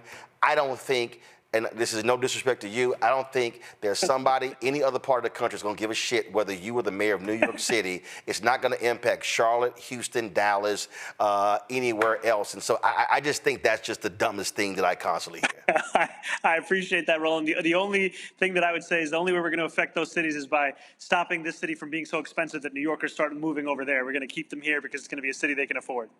Well, I appreciate you coming on the show. I've been definitely watching the campaign, wanting to get you on. If you have time to stop by once more before this election, look forward to having you back on, and good luck in this campaign. Thank you so much, my friend. It was an honor to be here. Thank you. Thank you very much. Going to go to a break. We come back. We're going to chat about that. You know, as a matter of fact, stop the commercial. I'm just going right to it. Let me go straight. Let me kill the commercial. So, Matt, here's the thing here. And again, I paid a lot of attention to this race. The reason Mamdani is doing well is because he is running a fucking brilliant campaign. I don't care what anybody says. Listen, my parents have worked elections. My dad watched news every day. My God, they're at my house now, and he watches the local news here. I don't even watch local news. Okay, so I have had to watch the news my entire life. There are very few candidates that I have seen. So I'm 56, I'll be 57 next month. Let's just say I started paying attention when I was 7 or 8 years old. There are very few candidates that I have personally seen in the last 50 years who have run such a smart, effective, and laser-like focus as Zohran Mamdani. Well, I can't corroborate that, not having watched too much of his campaign, but I will say that clearly what he's doing is working, because my sister lives in Queens, and I went to visit her a couple weeks ago, and her roommate are very excited about his candidacy, and a lot of younger people like them are excited about his candidacy. And I think right now, at a time where a lot of people are just desensitized with politics or otherwise feel like no politician is to be trusted, or the federal government, we've got a king in office who's, running roughshod over everybody. Clearly, for him to be making the inroads he has and to have won this primary is a testament to him doing something right. I don't know exactly what you mean, if you mean specifically that he's using social media in a certain way, or he's speaking just laser focused to those issues. But I will say the kitchen table are clearly the issues that people are worried about. I was at an event this weekend with somebody running for Texas comptroller, and all he kept talking about is that all people are talking about to him on the campaign trail is money, cost of things, affordability, in a different context than in New York. But if that's what you mean, that's exactly what you're supposed to do in this moment, because it's the topic du jour at every kitchen table and in every house, the cost of everything and how it just seems to be going up, and wages are clearly not keeping up with that. So if that's what you mean, I agree. Here's what I mean, Michael. Again, I'm looking at the totality of this. I'm looking at how he communicates. I'm looking at taking on the questions. I'm talking about in that first debate, when they asked the question, what's the first thing you're going to do, or what's the first place you're going to visit if you're elected mayor? All of these candidates sucking up to Jewish voters in New York. I'm going to Israel. I'm going to Israel. I'm going to Israel. Mamdani goes, I'm going to visit New York City. And the reason it was a brilliant answer, because He's not running for national office. I totally understand the Jewish population in New York City and the state of Israel. I get that. But his whole deal was, I'm the mayor. He wasn't trying to be this foreign policy expert. It was a brilliant answer. The commercials, the social media, how he's engaging voters. Somebody actually sat here and hit me and said, come on, Roland, Kamala did. No, she didn't. I'm sorry. She had 107 days, but I'm telling y'all right now, Vice President Kamala Harris did not run a campaign like Mamdani. What I'm saying is, when I'm saying brilliant, I'm talking about how you communicate to voters, but more importantly, how you communicate, Michael, to people who have checked out of the political process. Yeah, a few things here. I've been observing his campaign from afar, and we've talked about it some here. So number one, he's down to earth. He shows up in places where a lot of the other candidates are not showing up. The video that he did dealing with the cost of halal food, I think it was, with the push carts, the food trucks there in New York City, was a stroke of genius, because what he did was he talked about their cost and how it was also related to city government, city hall, the red tape that they had to deal with. Right. So he showed bureaucracy. Red tape, small business owner, cost of food. He hit all of that in one video. Right.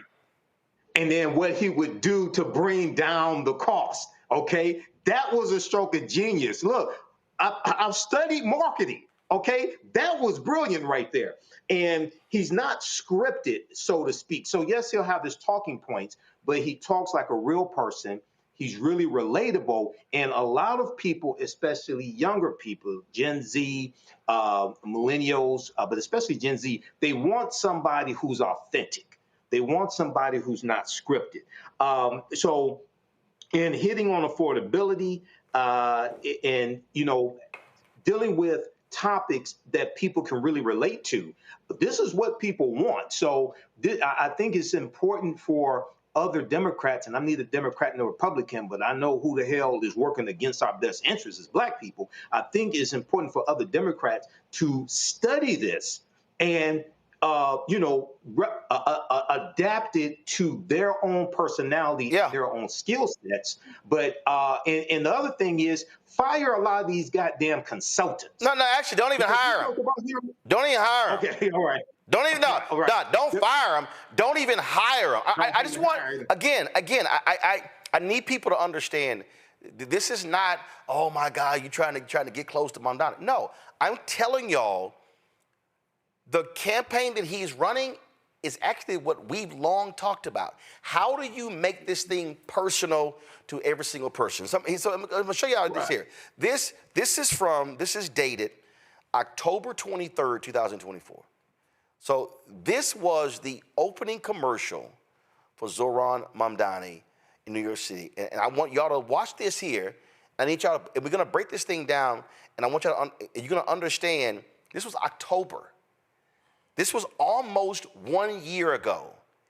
And what you're going to see in this commercial has been consistent for the last year. Watch this.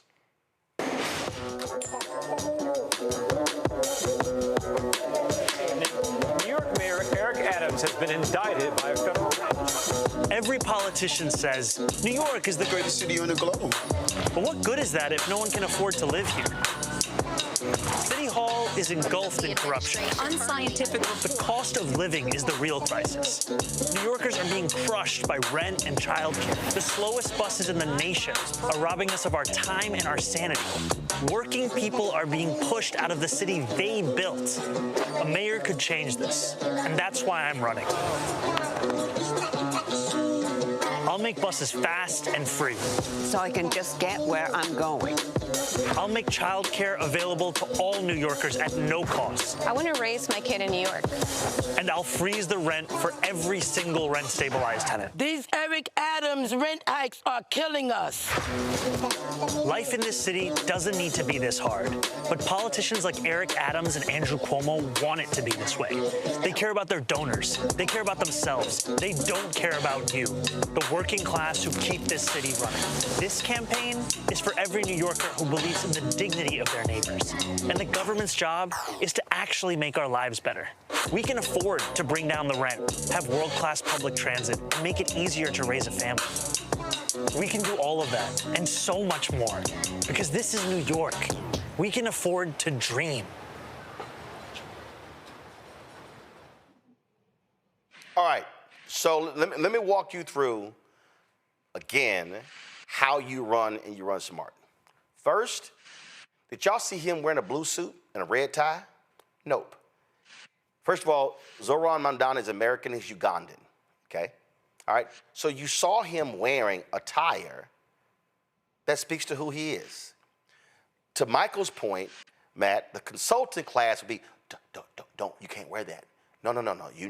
We're gonna poll test what suit, so it should be a blue suit, you should wear a dark, that's how they roll. When you look at the issues, it is the issues. He has been successful because he's not trying to speak to Wall Street. The problem with so many of these national media people who make millions of dollars, okay, they're the high earners. See, they see New York City through their lens, which is from the backseat of a car service. How he's been connecting with voters are the people who ride the subway, and if you do have some money, you take taxis. And that's what I mean. If you are a candidate running for office anywhere in America, and you're running for U.S. Senate, Congress, governor, you're running for county commissioner, city council, school board, DA, judge, you and your team should be studying how he's run, because it's about how do you connect with a person. Because I keep telling people, voting is the end. I got to get you registered. Before I get you registered, I got to give you a reason to get registered and then a reason to vote. And that, Matt, I think is the difference here. And that's why with everything they've thrown at him, numbers keep going up, up, up. So while they're over there fighting and yelling and cussing and calling him a socialist and he's the devil and he's the Satan, the voters are like, yep, but I like what I'm hearing. And I think to that point, it's a great point. To that point, I mean, the three women that were in that video were a cross-section of New York, right? Three women of different ethnicities, all speaking directly to one of his 3 points that he was going to address. And I think it's a genius idea, talking about not only kitchen table issues, but kitchen table issues that have the largest impact, that directly impact quality of life. I'm talking about, you know, you getting around every day. Anybody who's ever been to New York, a lot of the time you spend is, to your point, getting around. Are you going to Uber? Are you going to use a train? Are you going to use a bus? If you're getting on the bus every day and going to work and he's making it faster for you and making your commute easier, I mean, that's the kind of thing that is a deliverable that politicians don't often think about, but that's the kind of thing that changes, I think, lives. And I think what you're talking about is this is really a very broad-based approach. Like, I'm not talking to Wall Street. I'm talking to your average person about things that are going to make their life measurably better. And he said something in there that's funny, because I've said it basically as long as I've been involved in politics or interested in politics, is that the government should exist to make your life better, I think is what he said. And I think that's what people feel. That's the sentiment. But a lot of times people are disenfranchised with government because they feel like all they hear is squawking and they see no measurable benefit. They don't see less taxes. They don't see better services. And I think he's speaking to those issues that people feel the brunt of every day. Okay, here's an ad that I just think is insanely brilliant. This is what it says on Twitter. New York City, I can see a future with you, and it's one we can afford. Our new ad just aired during The Golden Bachelor. Y'all, watch this. You deserve better. You deserve to be able to raise your family here, to be safe, to travel where you need to, free of costs and worry. You deserve someone who works as hard as you do, who thinks about you, every second of the day. That's the kind of mayor I promise to be. New York, will you accept this rose? Paid for by Zohran for NYC. Oh, I'm telling you, a consultant will be like, you're going to run an ad as if you're dating the voter? Brilliant! So I think that deals with, now, I don't watch The Bachelor. No. But here's the whole deal. The Golden Bachelor is a show where I think the person hold up, because just you don't watch it. I think the person is like 55. The person is like 60 or older, and they're they're dating, and so how they pick the woman is if they hand them the rose. Hand them the rose. Dude, yeah. I'm telling you, with it. I just don't watch it. The political consultants, this would not fly in 99% of the races. Right. No, I'm familiar with the show. I was saying I just don't watch it. However, he aired that during the Golden Bachelor. So the way it rolls out, right, is similar, from my understanding, of how it looks on the Golden Bachelor. Okay, so then he comes with the rose, things like this. So when you have somebody watching a particular TV show, when they see an ad that looks similar to the set and the format of the TV show, it keeps them engaged, right? So they don't even realize, hey, it's a political campaign that I'm looking at right now.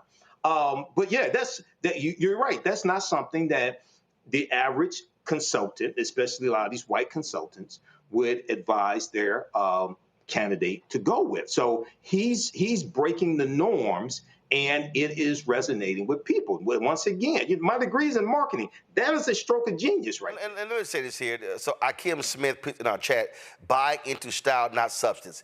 Akim, you're stupid. You literally don't know what the hell you're talking about. We have literally been talking about his campaign and substance. But what he's doing is he is combining the natural ebb and flow and the feel of communicating with the voter to say, I can communicate on this issue. So you don't know what the hell you're talking about. That's just a stupid ass comment. It's the packaging. Well, but also the reality is you have to package your policy. Right. See, this is what's so stupid, why the comment is stupid. You have to package your policy proposals in a way that resonates with the average person who is not a hardcore political person. This is the last one I'm going to play. And again, when you talk about understanding where you are, understanding history, and how do you connect the dots, this to me, again, smart campaigning.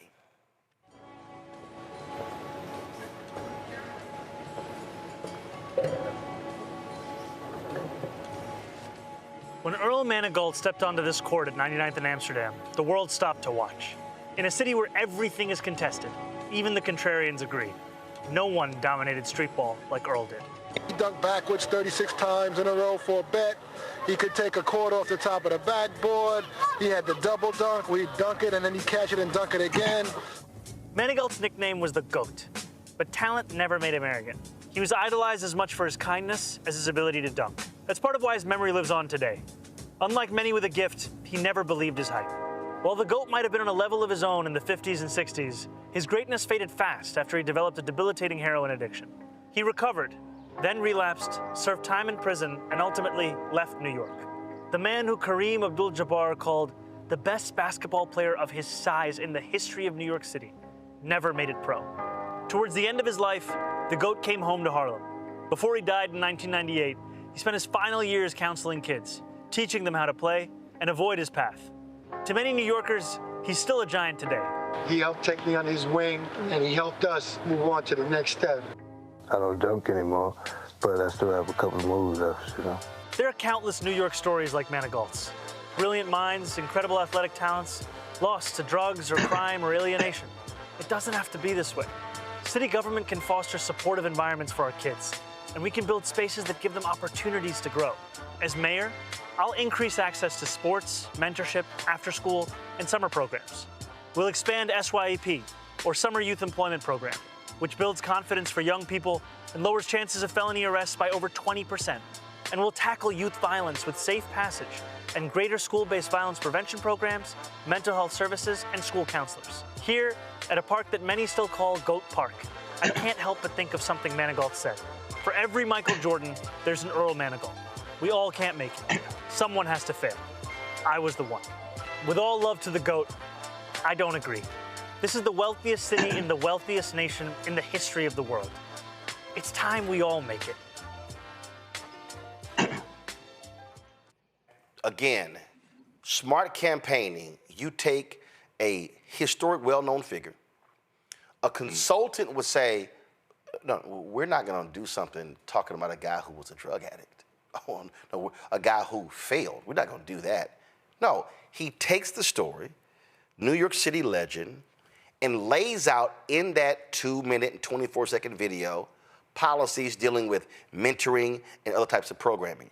Again, this is where I'm saying this is why he's winning. For all of these weak-ass, impotent, scared Democrats who look, oh my God, he's a socialist. Oh my God, I can't endorse a socialist. There's a reason he's winning. And I dare say he's going to kick Andrew Cuomo's ass. Yeah, you know, that's... Hold on, no, that's for Matt. That's for Matt. That's for Matt. Oh, I'm sorry.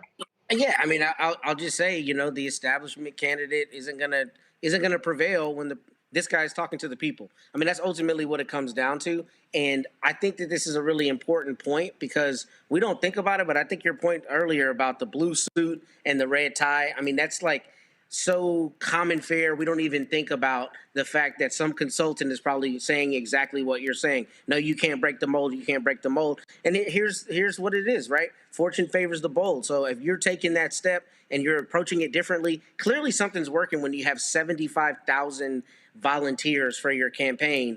I don't know about what the numbers will ultimately look like, but I think it's especially helpful when people are already probably distrustful of the old guard, like Andrew Cuomo, who's doing the same thing they've always done to the same people, speaking to the same people, trying to get the same votes.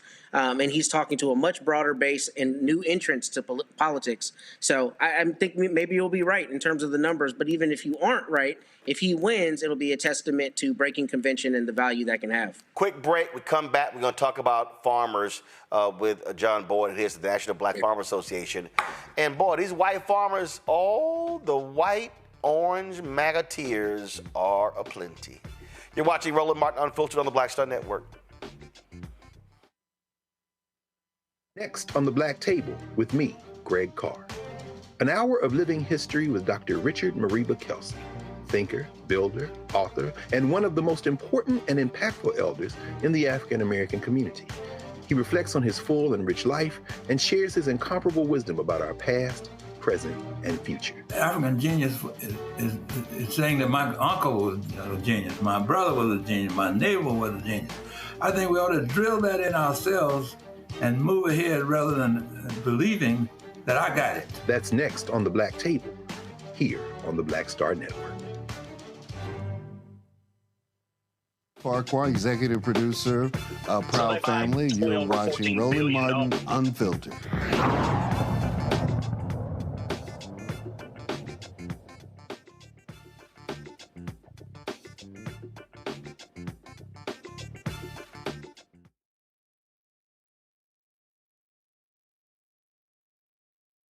You know, as a farmer, we get up one morning and you give Argentina, which is our second biggest competition in the world. They're the largest exporters of soybean meal in the world. So I get up one morning, I turn the news on, and you give $20 billion of taxpayer money to my competition. And then the Chinese buy, I think the figure is 30 or 40 containers, ships, which is about 65,000 metric tons per ship, which is like 2.2 million bushels. So they buy 12 or 14 billion dollars worth of soybeans from the Argentinians after the tax holiday. And here's the caveat to it. They give $2.30 over the November board, while I'm getting 50 cents under the November board. So that makes the Argentinian soybeans about $12.42 a bushel. I think that's the real figure they gave. So all my premium went. Y'all, you gotta love it. Do I need to remind y'all the last time that orange fool was in the Oval Office, do I need to remind y'all what happened? Same thing happened. This idiot comes in with his tariffs, wrecks the economy, destroys farmers. Take your pick. Mississippi, Louisiana, Arkansas, Iowa, Wisconsin, Illinois, Michigan, Pennsylvania, Nebraska. Any place where you got farmers, they got screwed. $25 billion in taxpayer money given to farmers because of his dumbass trade policies. So what does he do? He runs on the same policies. And you know what these dumbass white farmers do? Give me my MAGA hat. I love me some Donald Trump. And here we are, 10 months later, and they're crying like some babies. Oh my God, we're losing. The same playbook. And guess what Republicans are now talking about doing? Because Trump is now freaking out. They're talking about putting together a package, and I've seen anywhere from 10 to 35 to 50 billion. Oh, I thought y'all didn't like welfare. Matter of fact, Senator Joni Ernst of Iowa did an interview. She said, my farmers, they don't like welfare, but they need help. Oh, but y'all shat on student loans. Y'all shitted all over black farmers and Latino farmers when a deal was cut, and racist ass Stephen Miller blocked the money from going to them. Y'all shit on people who on food assistance. But now we're all supposed to sit back and go, these poor white farmers. And let me be real clear. When I say the poor white farmers, that bailout money, that ain't going no black farmer or Latino farmer. John Board is the president, National Black Farmers Association. And, it's hard for me, John, to say to hell with these red state farmers. But I'm sorry, they voted for his ass. And this happened last time. What the hell they think was going to happen again? Well, Roland, I told him that the tariffs didn't work the first time. They didn't work the first time. And when Trump came in and imposed tariffs on China, I was selling soybeans, people, for $16.80 a bushel. The price plummeted all the way down to about $6-7 a bushel, and the market never came back. Now these are the boys who voted for him, and I was on the circus. I said, vote for Harris. Harris is the only way out of this thing. All that stuff. They voted for him probably 99%. Yep. They voted for this president. Now the black farmers ain't how far to fall. I want to be perfectly clear to everybody that's watching this. We've been down, everybody dumped on us. So we've been down, and we know what it feels like. We know what it looked like not to get a loan, not to get a subsidy, all these things. But them big boys, that guy you just showed, Trump got him, man. $20 billion to Argentina, man. $20 billion, and then they turn around and sell the soybeans with the money that this guy bailed their whole country out with, and left them high and dry. And Roland, guess what? The market ain't coming back because it is harvest season right now. So they having to take those trucks to the grain elevators right now. And this money that the president keeps talking about, the money's going to come out to tariffs. Ain't no money coming out to tariffs. That's a little ploy that he's trying to do for midterm elections to keep his friends happy. We're not going to get a damn dime out of no tariff money. It's tied up in federal court, as you know, Roland. You've been following this thing. There's lawsuits and there's judges that are saying what he's doing with these tariffs, he can't even be doing in the first place. So this president got his base. He got his base and he played his base, and the base is going to turn on him. I'm here to tell you, when them white farmers start going out, them farms ain't coming back. And people, they're farming in blocks, Roland. Not the average age of the black farmer is 60, and average farm size is 50 acres. They're farming in blocks. A block is 1,000 acres, people. Yeah, they start losing all this land. And Roland, guess who's buying it? Guess who's buying the land?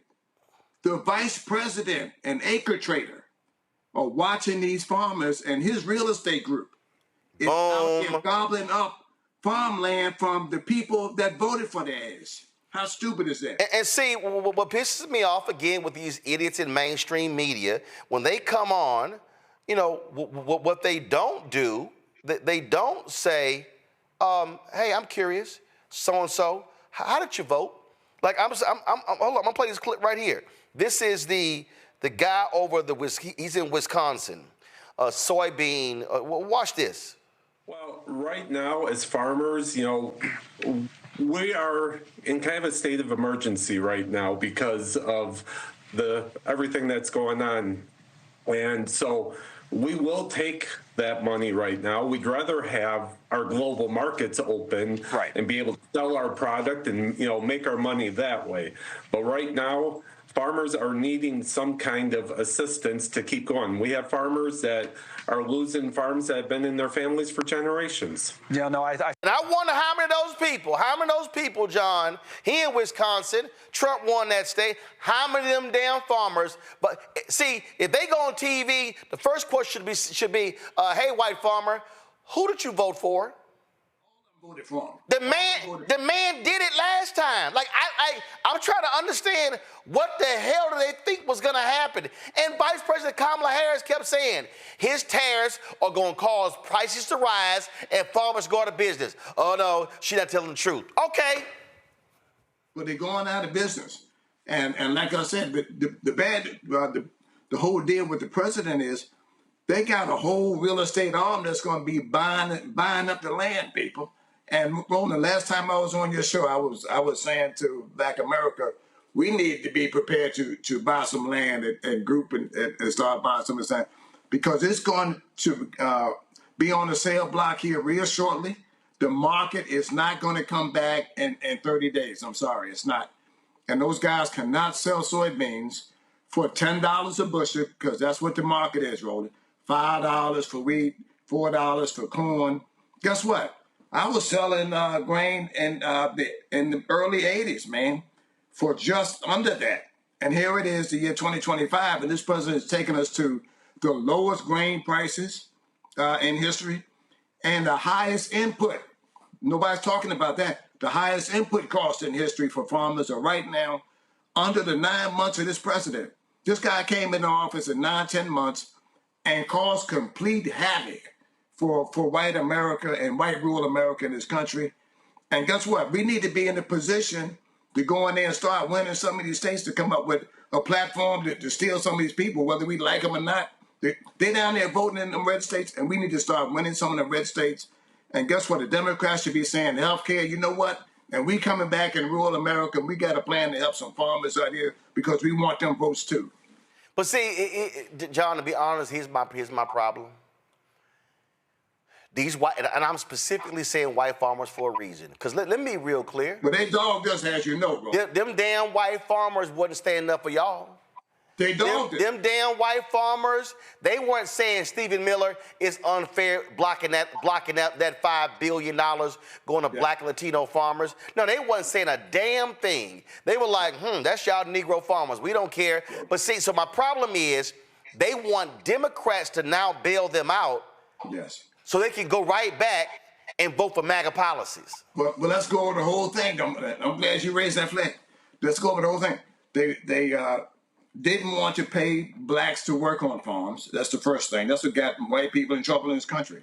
When they ran blacks off the farm, they wanted us to be sharecroppers and all this stuff. They didn't pay us then. They stole our land.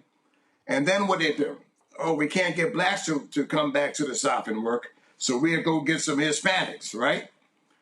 Let's get them here to pick some tomatoes and cotton and onions and all this stuff. Now, when they found that they weren't going to vote for them, the Republicans were at 99%, they said, oh, now we got to get all of them out the country. And now we're going to get the blacks from the inner cities who are going to come back, pick some tomatoes, and people on the disability. Roll is not working. Black people ain't coming back picking no damn tomatoes for free. They're not going to do it, man. So this stuff that this administration is saying, they're going to get some people on disability, man. That's what they're saying. Disability and blacks from the inner city. That's what this administration said, not me, to come out here and be and do the farm work. It's not going to happen. It's not going to happen. But what I am saying is, I don't want to lose anymore, and I don't want to lose to anything that look like Donald Trump or act like Donald Trump. That's dumping on Black America from the megaphone. I mean, look how he's ridiculing the leader, the Black leader, Jeffries. Got him out here in some dunce hat or some kind of sombrero, and got him throwing a Donald Trump hat on him. Man, it irritates me to no extent that we have someone in this country that take politics and the office of presidency all the way down to humiliate a black man, a sharp black brother like that, man, with no comeback in this country. It pisses me off to no extent. Real quick on my panel questions. Michael, you first. Go. All right, John. So I know there were some black farmers before the 2024 election. Here on Roland Martin Unfiltered, you said some of them were going to vote for Donald Trump or thinking about voting for Donald Trump. What are they saying now? They ain't saying nothing. They ain't saying nothing, and that's what happens when you get your behind kicked here. You run and hide. I ain't seen them on a talk show nowhere. And I told them, and Roland been on some of these emails. I mean, I stopped writing them. Oh, you mean what's that dude named Corey? I don't even know what his name is. Right, because I done cussed him out several times. Well, look, you can't. This is what's wrong with our people. Here's the perfect time in history for black people to come together and say, you know what, we ain't getting dumped on no more, and we're going to do something positive and move forward together. That's what we're going to have to do. If not, this guy in the White House is going to keep kicking out butts, man. And Roland, guess what, man? I've been watching your videos. The only someone who's saying it in a forceful and clear directive here is you, that I've seen out on the media circuit. So for those guys who voted for him, hey man, I came out on the block for Harris. I endorsed her in a very, very public way down in Atlanta, Georgia. Got up on the stage with her, and I endorsed the next black people and black farmers to vote for him. And there was some pockets of people, Roland, that was arguing with me on some of these conference calls about Donald Trump, man. And they were pissed off when I came out for publicly for Harris. And now you can see that I was doing the right thing. I've done the right thing. And guess what? They were on the wrong side of the coin. And this president is going to be on the wrong side of history. Just give him a little time. You know what? And, my grandmother would say there's a stick sitting up yonder with your name on it if you keep dogging people. And ain't nothing in the Bible that you can show me that is godly about this president, man. Yep. And what he's doing to poor people in this country. You're going to reap what you sow. It's going to take a little time, but he's going to get what he has coming to him. Yeah, Corey Lee, Executive Director of the Cowtown Foundation. He real damn quiet, Well, they don't call me, Roland. I'm out here. And guess what, man? We got an annual conference. Well, you need to come to that annual conference in Birmingham, Alabama. When is it? October 31st. Crap. I wish I given a speech in Houston that day. Well, look, man, send a video. Okay. Matter of fact, you can send that clip. You just done the introduction to on this, and I can play it, man. Because all right. Well, it's so relevant for the conference. I'll make a special video for the conference. Matt, your question. Yeah, real quick, John. You talked about J.D. Vance buying land up, and I think you said acre trader, watching some of that land. What is the effect, if you know, that's happening with the major companies like the Cargills and the big agricultural companies? Is there a boon to them from the smaller farmers that are closing down? What's your understanding how big farming is being benefited by this, if at all? Well, thank you for that. And I never get a chance to talk about corporate America. Corporate America has totally turned its back on the National Black Farmers Association. Mm-hmm. Banks, Wells Fargo, Cargill, ADM, none of those companies have reached back and picked up the farmers, the very people that made them their companies billionaires. They're now dumping on us too, and they went with Trump and they this anti-black thing, anything got something to do with black, they cut. All those companies cut us off. And matter of fact, I need to put out a report card on just how many companies. Oh, hell yeah. Oh, John, put the names together. I will read the names on the show. Yes, and I can show you the emails. And Wells Fargo said they couldn't help us because this organization represented black farmers. That's what they said. Not me, Ron. That's what they said. It should be a shame. It should be held accountable for coming out. Oh, yes. Oh, yeah. Please send me the emails. I do it. It's all coming to you. But thank you for that question, and I don't get a chance to do it on these other national circuits. Corporate America gets a damn F- for siding with Trump. And here's what they do. They label us DEI and give us names for every 10 years. Our names has changed. Socially disadvantaged farmer. Hey, board, you got to say farmers of color to advance your bill on the Hill. They change our names every 10 years. And here's what I'm gonna say about this president. He don't care what they say. They're going on with their program. And when we get in office, they say, hey, boys, you got to reach across the aisle and go over there and get some Republicans, man, to make anything happen here. This president didn't care. He's doing it by executive order. I had a $5 billion up, and Roland knows all about this. We could have done it by executive order, but they didn't want to do it that way. When we get into office, we got to move our agenda for the populations that got them in office. I'm going to say it. And let's be real clear. You call yourself the National Black Farmers Association because you got screwed because the white farmers were getting all of the money, all of the resources, and so you were highlighting them. It ain't like the mainline Farmers Association gave a damn. They wasn't fighting for the black farmer. They were fighting for the white farmer. One of the most racist. Listen, it was a white man, a white member of Congress. Congressman David Scott told me this here. David Scott was the first African American to become chairman of the House Agricultural Committee. Yeah. I think he said when Ron Dellums was on this, I forgot, long time, he said a white member of Congress said to him, if it's one thing that ain't gonna never happen, you ain't gonna never see a black chair of this committee. People need to understand the billions of dollars coming out of USDA. Their entire focus is for white farmers to get that money, white farmers to get that loan. They ain't and listen, this ain't Democrat, this ain't Republican, this is white.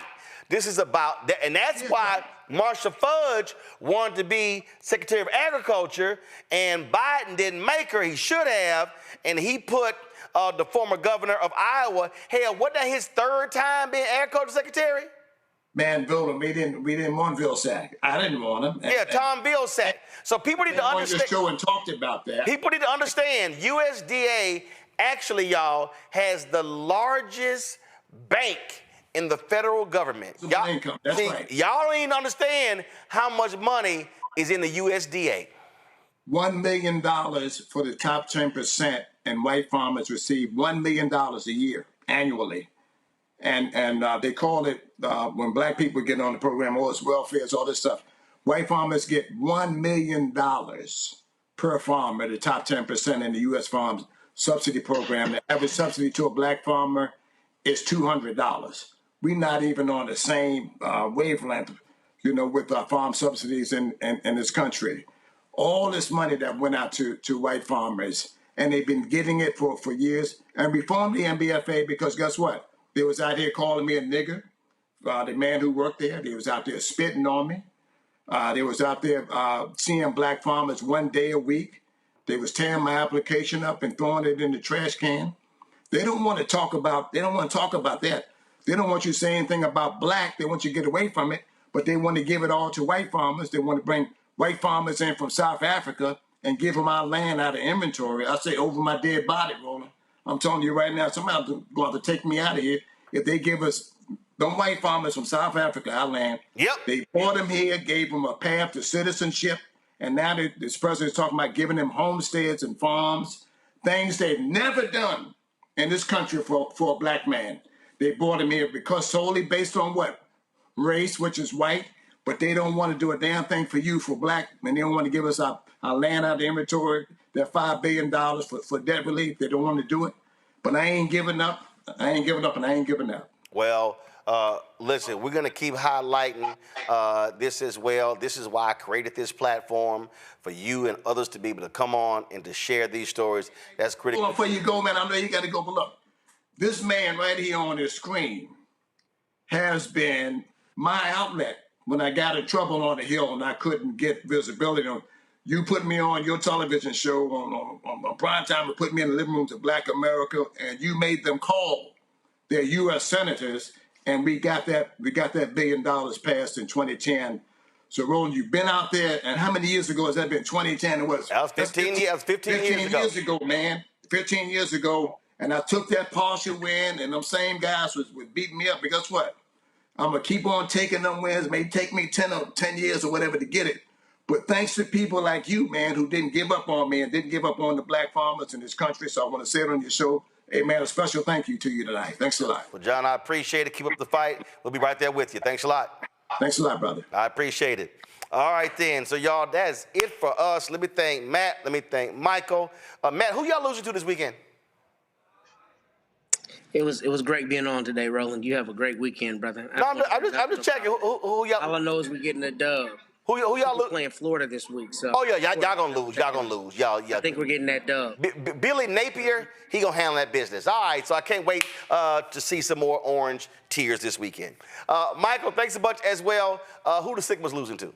Somebody. All right, that's it for us.